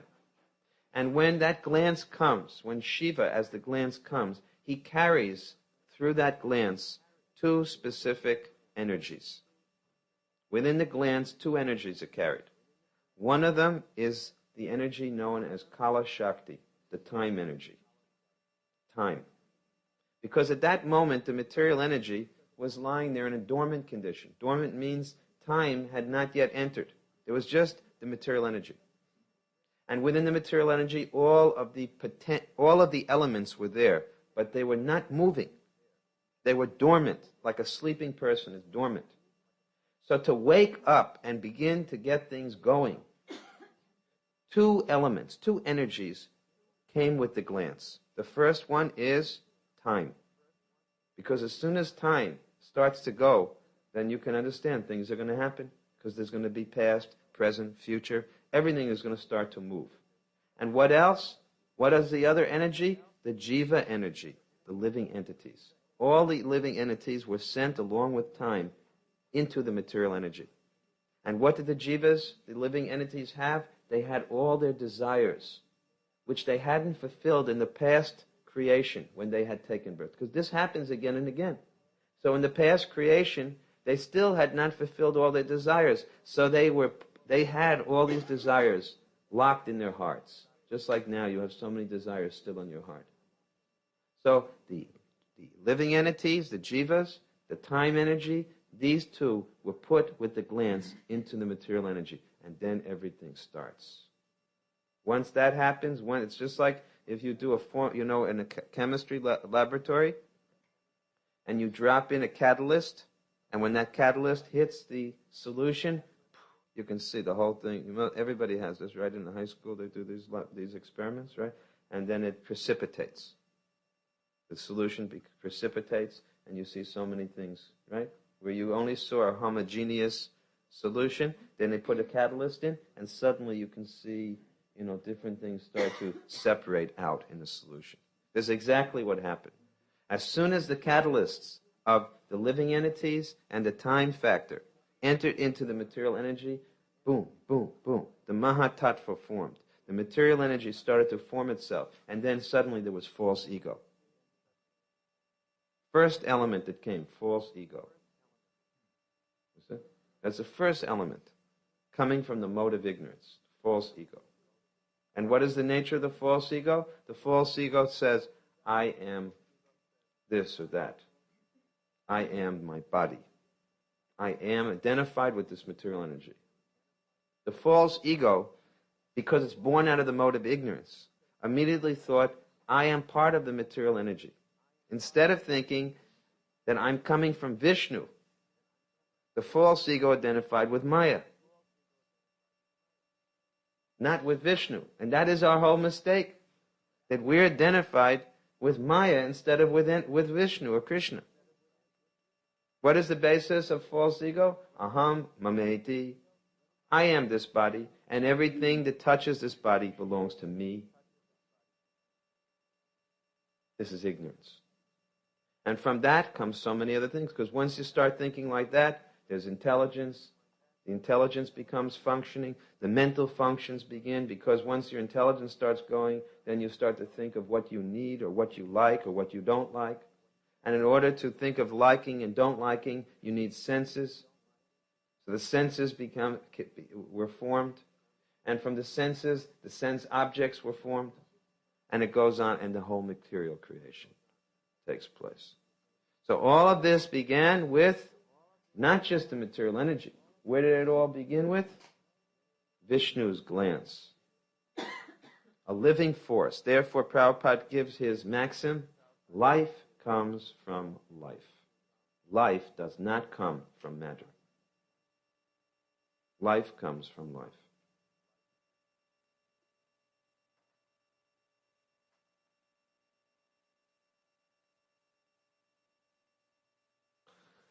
So when the material creation is functioning and people, the living entities, are there with their false egos, when you get a lot of people with a lot of big false egos, what happens?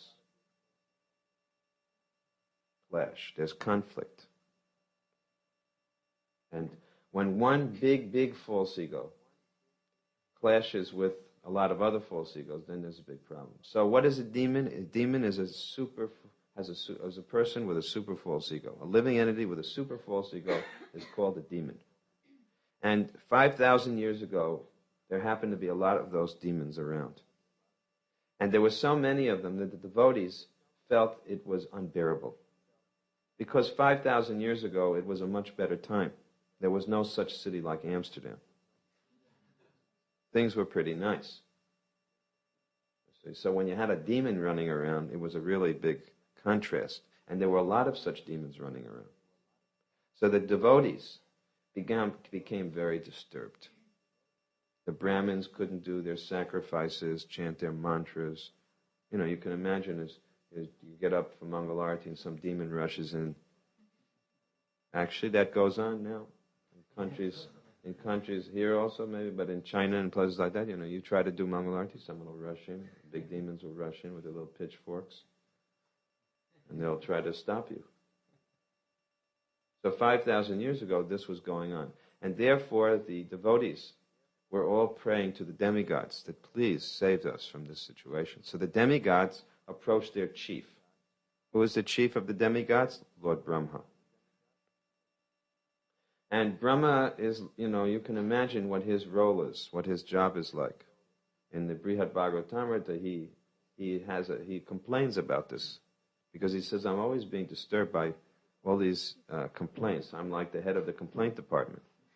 And every time there's a problem on any planet, they have to come to me. And, you know, he's like, just like you can imagine if you're chanting your japa, right? And the temple president keeps coming in, could you please take the garbage out? Could you please clean the toilets? Could you please do this? Could you please do that? And you really want to just chant your japa. So Brahma, he likes to chant japa. He likes to say singing his song, Brahma Samhita.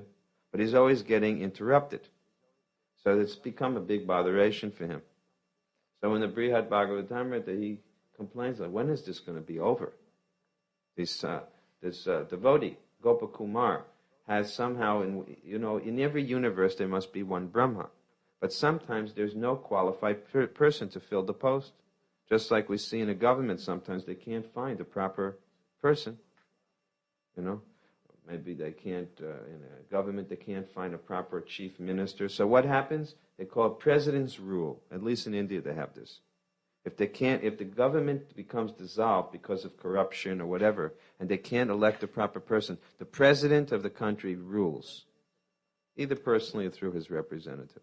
So if they can't find a proper person in the universe, Krishna himself sometimes, as his expanded form, he takes the role of Brahma. In this case, one devotee, the hero of the book, Brihad Bhagavatamrita, the hero is Gopakumar, he was asked to fill in for Brahma. Because Brahma had a problem and he ran away from the post for some time. So Gopakumar had to take the post. And Gopakumar is a devotee. And suddenly he's in this position of Brahma. And it's a very amazing position because whenever we were talking about how Krishna comes once in every day of Brahma, so Brahma gets to live very intimately with the Lord because in the Brahmaloka, Satyaloka planet, the Lord resides there with Brahma. And at night, Brahma is like a child and he goes to sleep on the lap of the Lord. He has a very intimate relationship with the Lord, which is certainly a desirable position. Unfortunately, he gets bothered by a lot of complaints. Just like when Kamsa was there 5,000 years ago, so he gets disturbed. So this devotee, Gopakumar, who had taken the position of Brahma, after a while he says, I can't stand this. I want to get out of this position. I want to go back to Godhead. I don't want to have to constantly go into this planetary system and that planet, sort out all these problems. So this is what happened. The demigods all went to Brahma. They don't go directly to Brahma's planet, or they go directly to Brahma, but they couldn't go. And Brahma, what can Brahma do? He also is limited. So what does he do? He prays to Vishnu. He prays to Vishnu.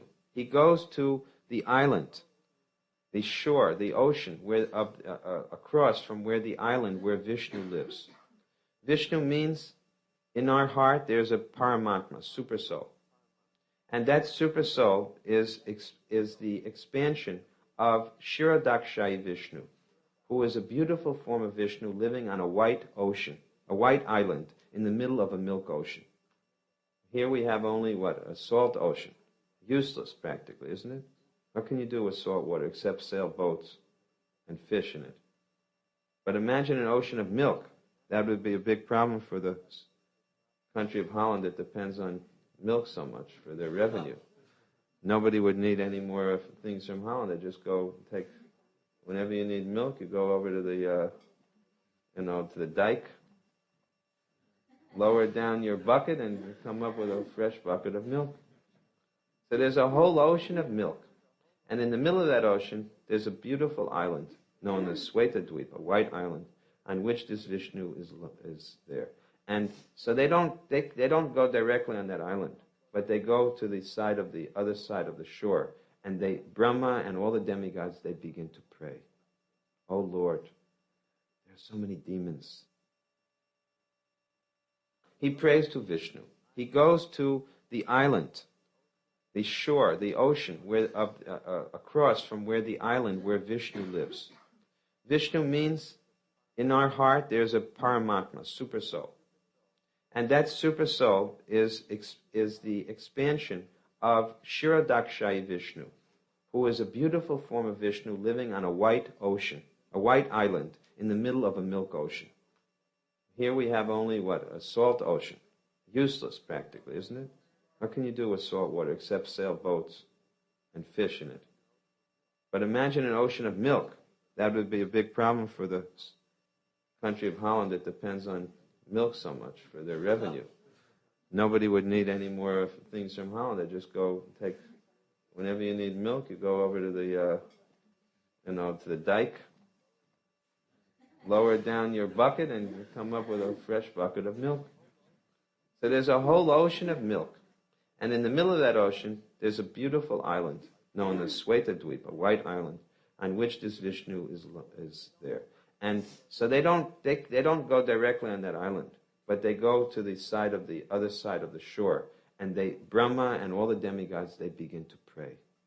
Oh Lord, there are so many demons disturbing. Now in this case they prayed, oh Lord, on the planet Earth, Bhumi Devi, the earth deity, she was complaining, terrible problems are happening.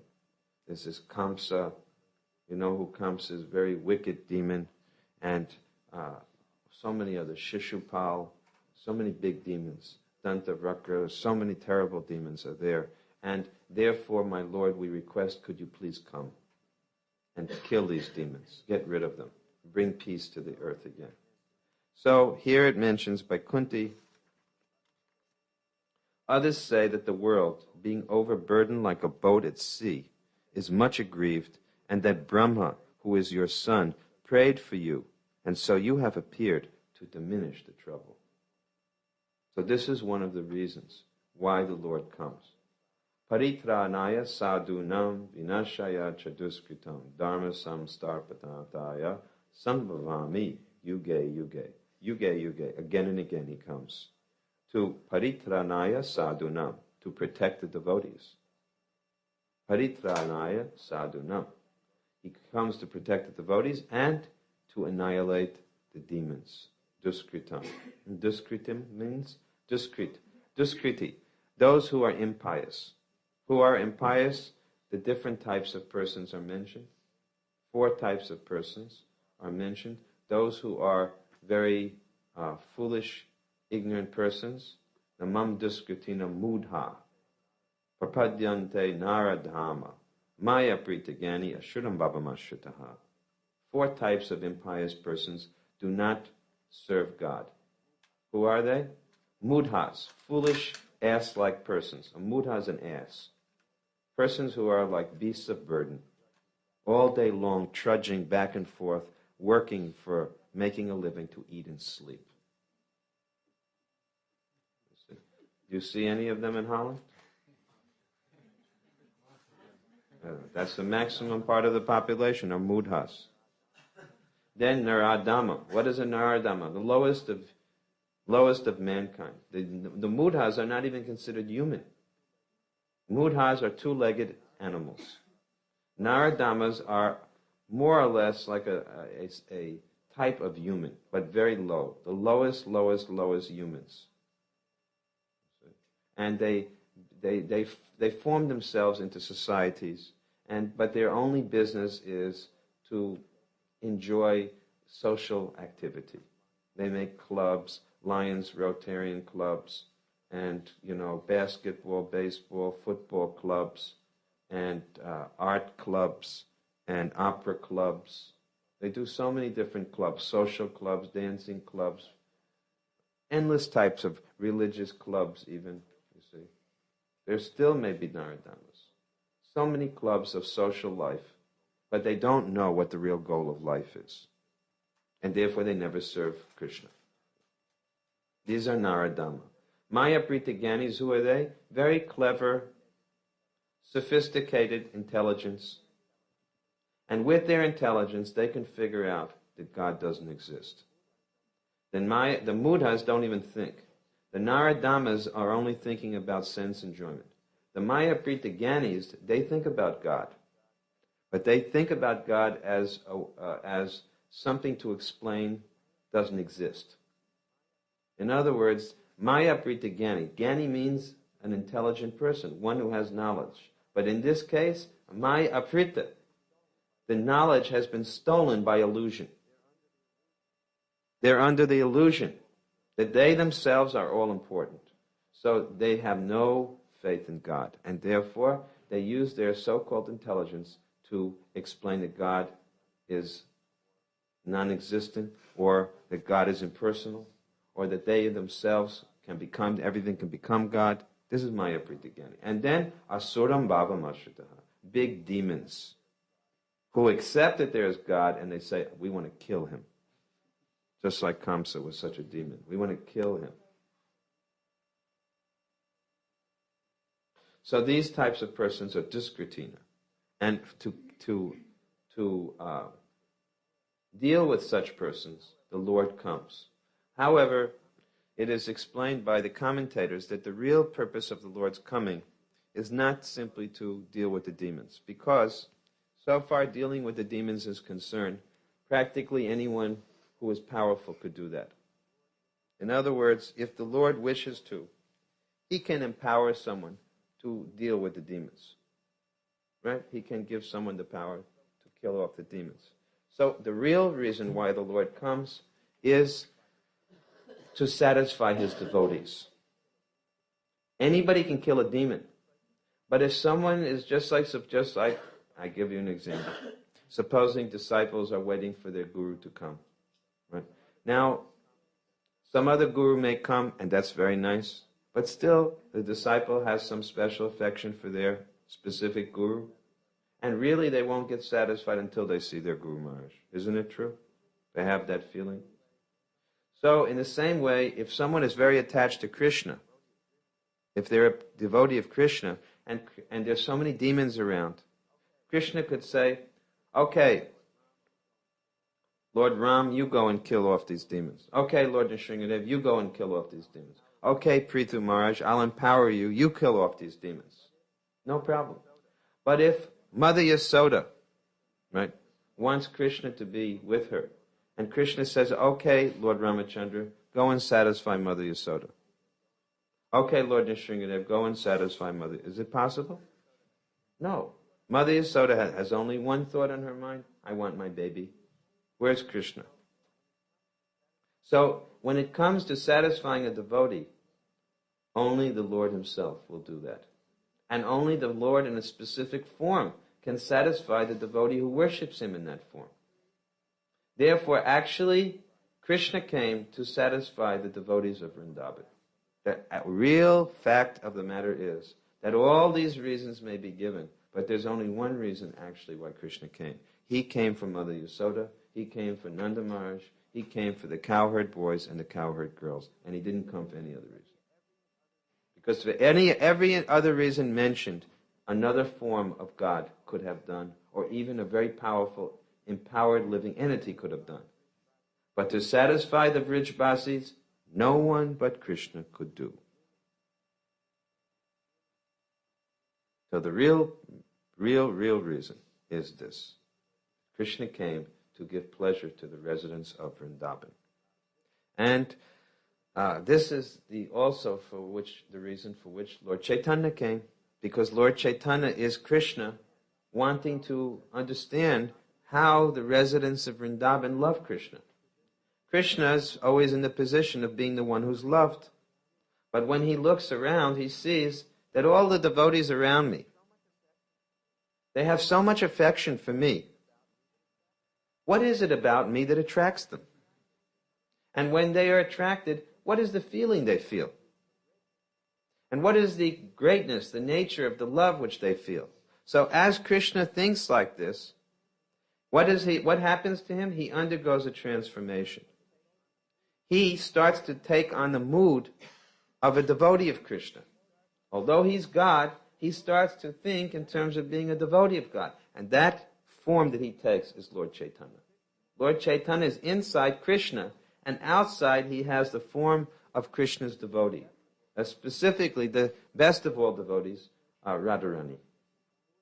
So therefore, who is Lord Chaitanya? He's the combined form of Radha and Krishna.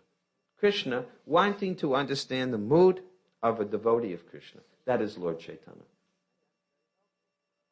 And that's very helpful to us, because if Krishna just keeps being Krishna, how are we going to know how to serve him? And he's very absolute. Surrender unto me or else you get nothing. He says that. In the Bhagavad Gita, he says, you have to surrender or don't bother coming to me. How to do surrender? How do we surrender? It's not easy. So Krishna came as a devotee to teach us how to surrender. And that's Lord Chaitanya. Therefore, Lord Chaitanya is more merciful. He's the merciful form of Krishna. Most merciful form of Krishna. And he's coming for only one purpose, to give love for Krishna. And what kind of love for Krishna? Like the residents of Vrindavan have. The best love of all. So, to be a devotee of Lord Chaitanya means to understand the love that the residents of Vrindavan have for Krishna. This is the meaning of being Lord Chaitanya's devotee. To follow Lord Chaitanya, to understand his teachings, means to understand Krishna and Krishna's devotees of Vrindavan and how they are interacting together. And the whole literature of the Goswamis is for this purpose. You read Chaitanya Chaitamrita, which is the teachings and life of Lord Chaitanya, and what is it? One verse after another describing the glories of the Brijbasis. Braj Bhakti, we call this Braj Bhakti. The Bhakti of Vraj. Vraj means Vrajadam. Vrindavan Dham, Vrajadam. All the literature is produced by Lord Chaitanya as follows, glorifying the different relationships between Krishna and his eternal associates in Vrindavan. So, therefore, Prabhupada began this movement with Bhagavad Gita. As soon as Bhagavad Gita was finished, Prabhupada translated 2 books. Immediately he translated 2 books. First book, or 3 books you can say. He translated Krishna book, Teachings of Lord Chaitanya, and Nectar of Devotion. Of course, and he had Srimad Bhagavatam, first canto Srimad Bhagavatam. First books were Bhagavatam, first canto. Prabhupada, this first canto that we're reading, this is it. Prabhupada said, I don't know how long I will live, so I have to put everything in this first canto. So he has put so much into this first canto. If you just read and understand the first canto of the Srimad Bhagavatam, you can become Krishna conscious. It is so important. When he told us to print books, he said the first canto has to always be printed and distributed. All other cantos, he said, especially first canto and also second canto, but especially first canto, he wanted distributed in mass. And then Bhagavad Gita, especially these books. So Bhagavad Gita came next, then Teachings of Lord Chaitanya, Krishna book, and Nectar of Devotion. And Prabhupada said these 5 books are sufficient. These are the most important literatures for you to study. If you get a very good understanding, Bhagavad Gita, Srimad Bhagavatam, first canto, the Krishna book, Nectar of Devotion, and Teachings of Lord Chaitanya.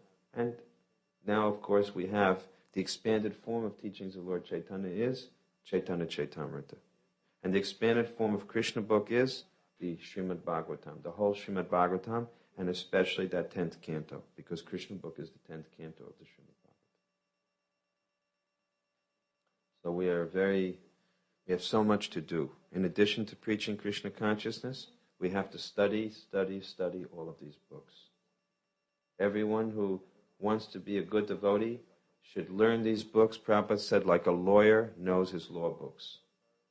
You have to know these books so thoroughly that when anything happens, anybody confronts you, any situation confronts you, you can immediately cite the proper verse, the proper passage to clarify a particular point. Just like a lawyer, if he's fighting a case in court, Your Honor, if you can see, judgment, 29 of 1981, so-and-so versus so-and-so, the precedent is there, Your Honor, and he can win his case. So we have to become very familiar. And these books are the means to enter into the spiritual world. It's so good. And they're so nicely written by Prabhupada that on the one hand, they can be appreciated by very, very advanced devotees, and on the other hand, they can also be understood by a brand new person. Prabhupada's mastery of this subject. When someone really knows the subject, they can make something very difficult understood in a very easy way. That's the real proof that you understand something. When a very complicated thing can be explained in a very easy way, that means you have learned the subject nicely. So Prabhupada's books are like that. A very, very elevated subject is being explained in an apparently very simple way. Why? Because he wants to uplift all the conditioned souls. And at the same time, we will find more and more jewels hidden within these books. It's not that after we make some advancement, these books no longer are as important to us. No, rather we begin to read them and understand them in a different mood. This is a beautiful thing about Prabhupada's books. You'll never tire of studying and reading them. So we'll stop here now. and ask if anyone has any questions. Yes.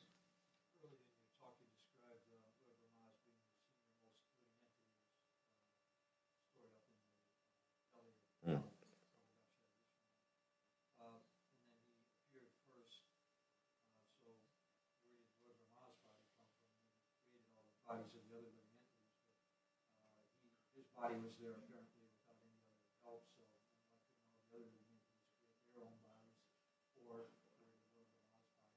You see, Lord Brahma, he, before the time of before the lotus came out of the abdomen of Vishnu, Lord Brahma was also within the belly of Vishnu. And he was going to be assigned the job of creating the universe. But how could he do that? He didn't know what to do. So at that time, the universal form of the Lord is manifest. The universal form of the Lord was also shown to Arjuna in the 11th chapter of the Bhagavad Gita. We read about it. It contains all of the planetary systems, all of the living entities. Everything is found on this universal body of the Lord. It incorporates the entire universe within it. And Vishnu allowed Brahma temporarily to become one with himself. He allowed Brahma to enter into the consciousness of that universal form. This is before Brahma got a gross body. This is a subtle body, and he's known as Hiranyagarbha Brahma. And he was allowed to identify himself and experience the entire universal form. And by doing this, Vishnu trained Brahma for what he would later have to do. He showed Brahma in a subtle form. The universal form is like a subtle form. He showed Brahma where every planet would be located, what every type of body would be like. He taught him everything in the form of this universal form. Then he withdrew the universal form back into himself and gave birth to Brahma. And Brahma had that impression, the imprint of all that knowledge within him. But when he took his birth, when you take birth, what happens? You forget. So he also forgot. And so he was looking around. Where am I? Where am I? Where did I come from? He searched everywhere. He got 4 heads by looking in 4 directions. He went into the stem of the lotus. Am I from there? But he couldn't do it, because on your own you can't figure out where you came from. Then he sat down. And when he sat down and he got tired of trying to figure it out on his own, he just sat down for a moment, and then he heard 2 syllables. Ta, pa. The Lord gave him a hint by giving these 2 sounds. Ta, pa. Do austerity. So he began to perform austerity. For Brahma, his austerity is different than ours. Our austerity is to go on Sankirtan. Our austerity is to get up early in the morning and take a shower. But for Brahma, his austerity was, he chanted Gayatri mantra, Govinda mantra. He chanted the mantra to Krishna, Govindaya, Gopi Jana Ballava. He meditated like this, because he's the elevated person. And from that meditation on Gayatri, Brahma gradually understood who he was. He understood who he was, he understood who the Lord was, he understood what his relationship with the Lord was, and he understood what his job was. And all the knowledge was revealed to Brahma gradually. Then Krishna played upon his flute, and that sound went into Brahma's ears and came out through his heart and through his mouth in the form of Brahma Gayatri. And all knowledge was revealed to him. Then he began to create everything.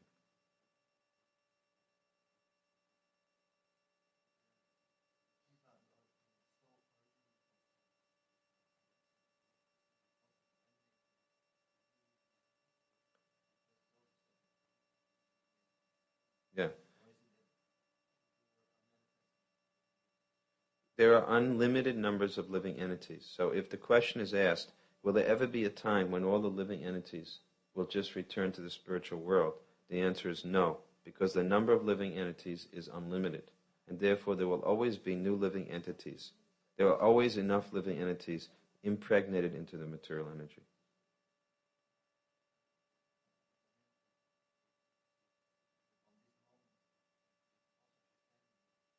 Yes.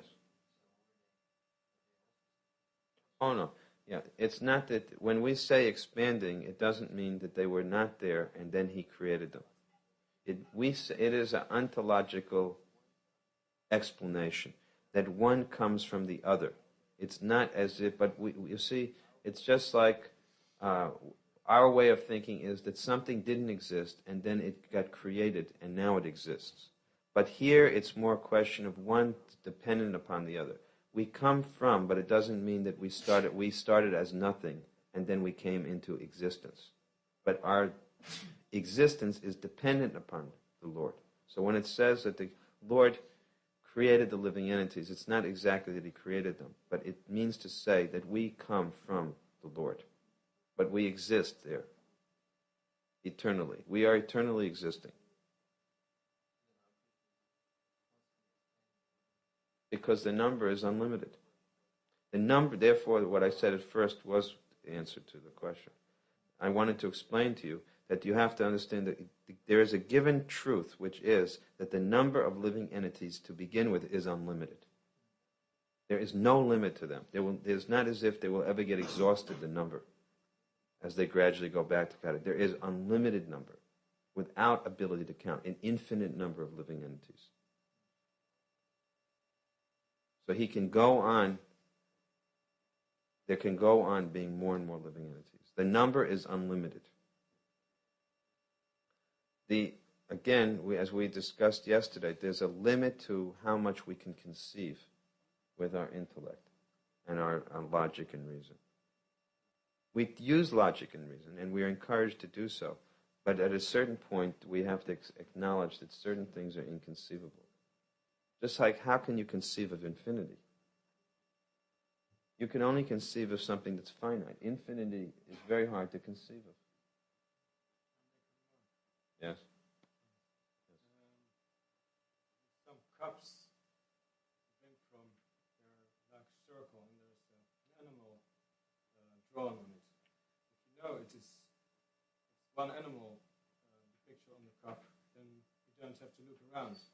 But if you don't know, you look the cup around, and it's like the animal appears every time again and again. You can count unlimited time. It is like there's unlimited much animals drawn on the cup by just looking round and round. And the same way we do, we can only see step by step. So what is actually one appears the same way as turning the cup around again and again. Yeah, but in this example that you have given, there is a defect. The defect is that some living entities can go back to Godhead. So some of the animals get off the cup.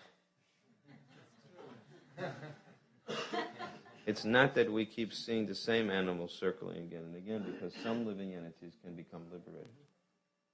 So the point is that the point that was being questioned is, the point I'm making is that infinity is something very difficult to conceive of. But even within infinity, some living entities of the infinite number become liberated. So it is a very rare thing to get liberated. It's very, very rare. Out of, countless, that verse we read yesterday, very, very rare to meet a devotee of the Lord. Otherwise, as you say, they keep circling around in the cup. In other words, we come into the universe again and again. If a creation takes trillions of years, we have been through many creations. This is not the first time. So to come out of this cycle is very rare, very wonderful thing.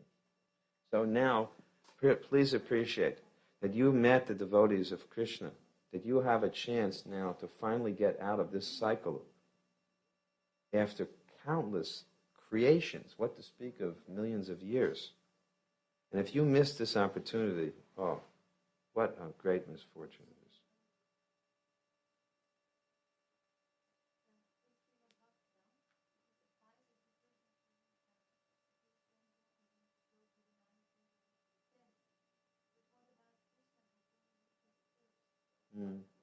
Yeah, but that is, again, Prabhupada's extraordinary quality, that he could give the 10th canto which is normally to be read only after finishing the first 9 cantos, in a way which was so understandable that even if one has not read the first 9 cantos, he can immediately read Krishna book and understand things in a proper way. That is the ability of a pure devotee. Prabhupada had the strength, the ability to do that.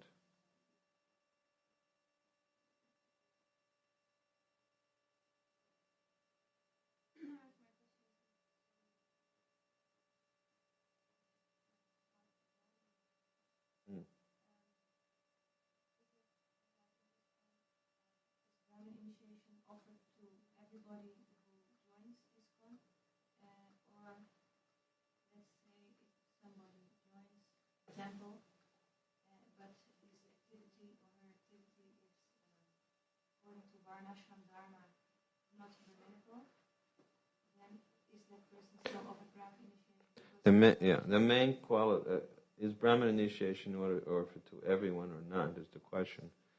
It depends on the quality of a person.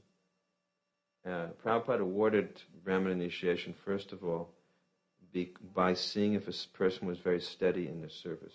He considered that to be the main qualification, that they were so steady in their service, fixed up in their service. That showed that they had achieved certain Brahminical quality. So if a person has a Brahminical quality, it's not so much that he may be a garbage picker. He may be. That's all right, and he can still be given Brahmin initiation. You see. But if he doesn't have the nature and qualities of a Brahmin, that's different. Someone, we've seen some people who get second initiation, but they're maybe not as qualified as someone else who does very simple duties as a temple sweeper, but he has the nature and qualities of a Brahmin. For some reason, he may be given certain services. So I don't think we can only judge it by the service. We have to judge more by the quality of the person who should be given Brahmin initiation.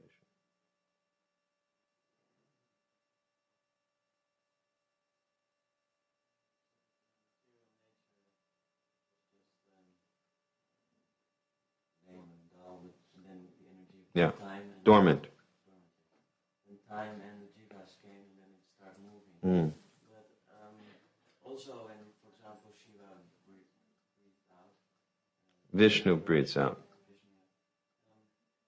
Then there's also time necessary for that. Yes, there is, but that breathing out is done in the spiritual world. Vishnu's presence, at that point, it's described that what came from Vishnu was still completely in a spiritual way. It was a golden seed. What he breathed out were golden seeds. And it's called eternal time. So it's different than material time. In eternal time, there is still the conception, or there's still experience of past, present, and future, but it's not really the same past, present, and future as we see here. Past, present, and future within this world has so many unpleasant things attached to it. There is past, present, and future for the purpose of sequence of events, but it's not the same. And those things that came out of Vishnu, the little bubbles or seeds, are like golden seeds in the beginning.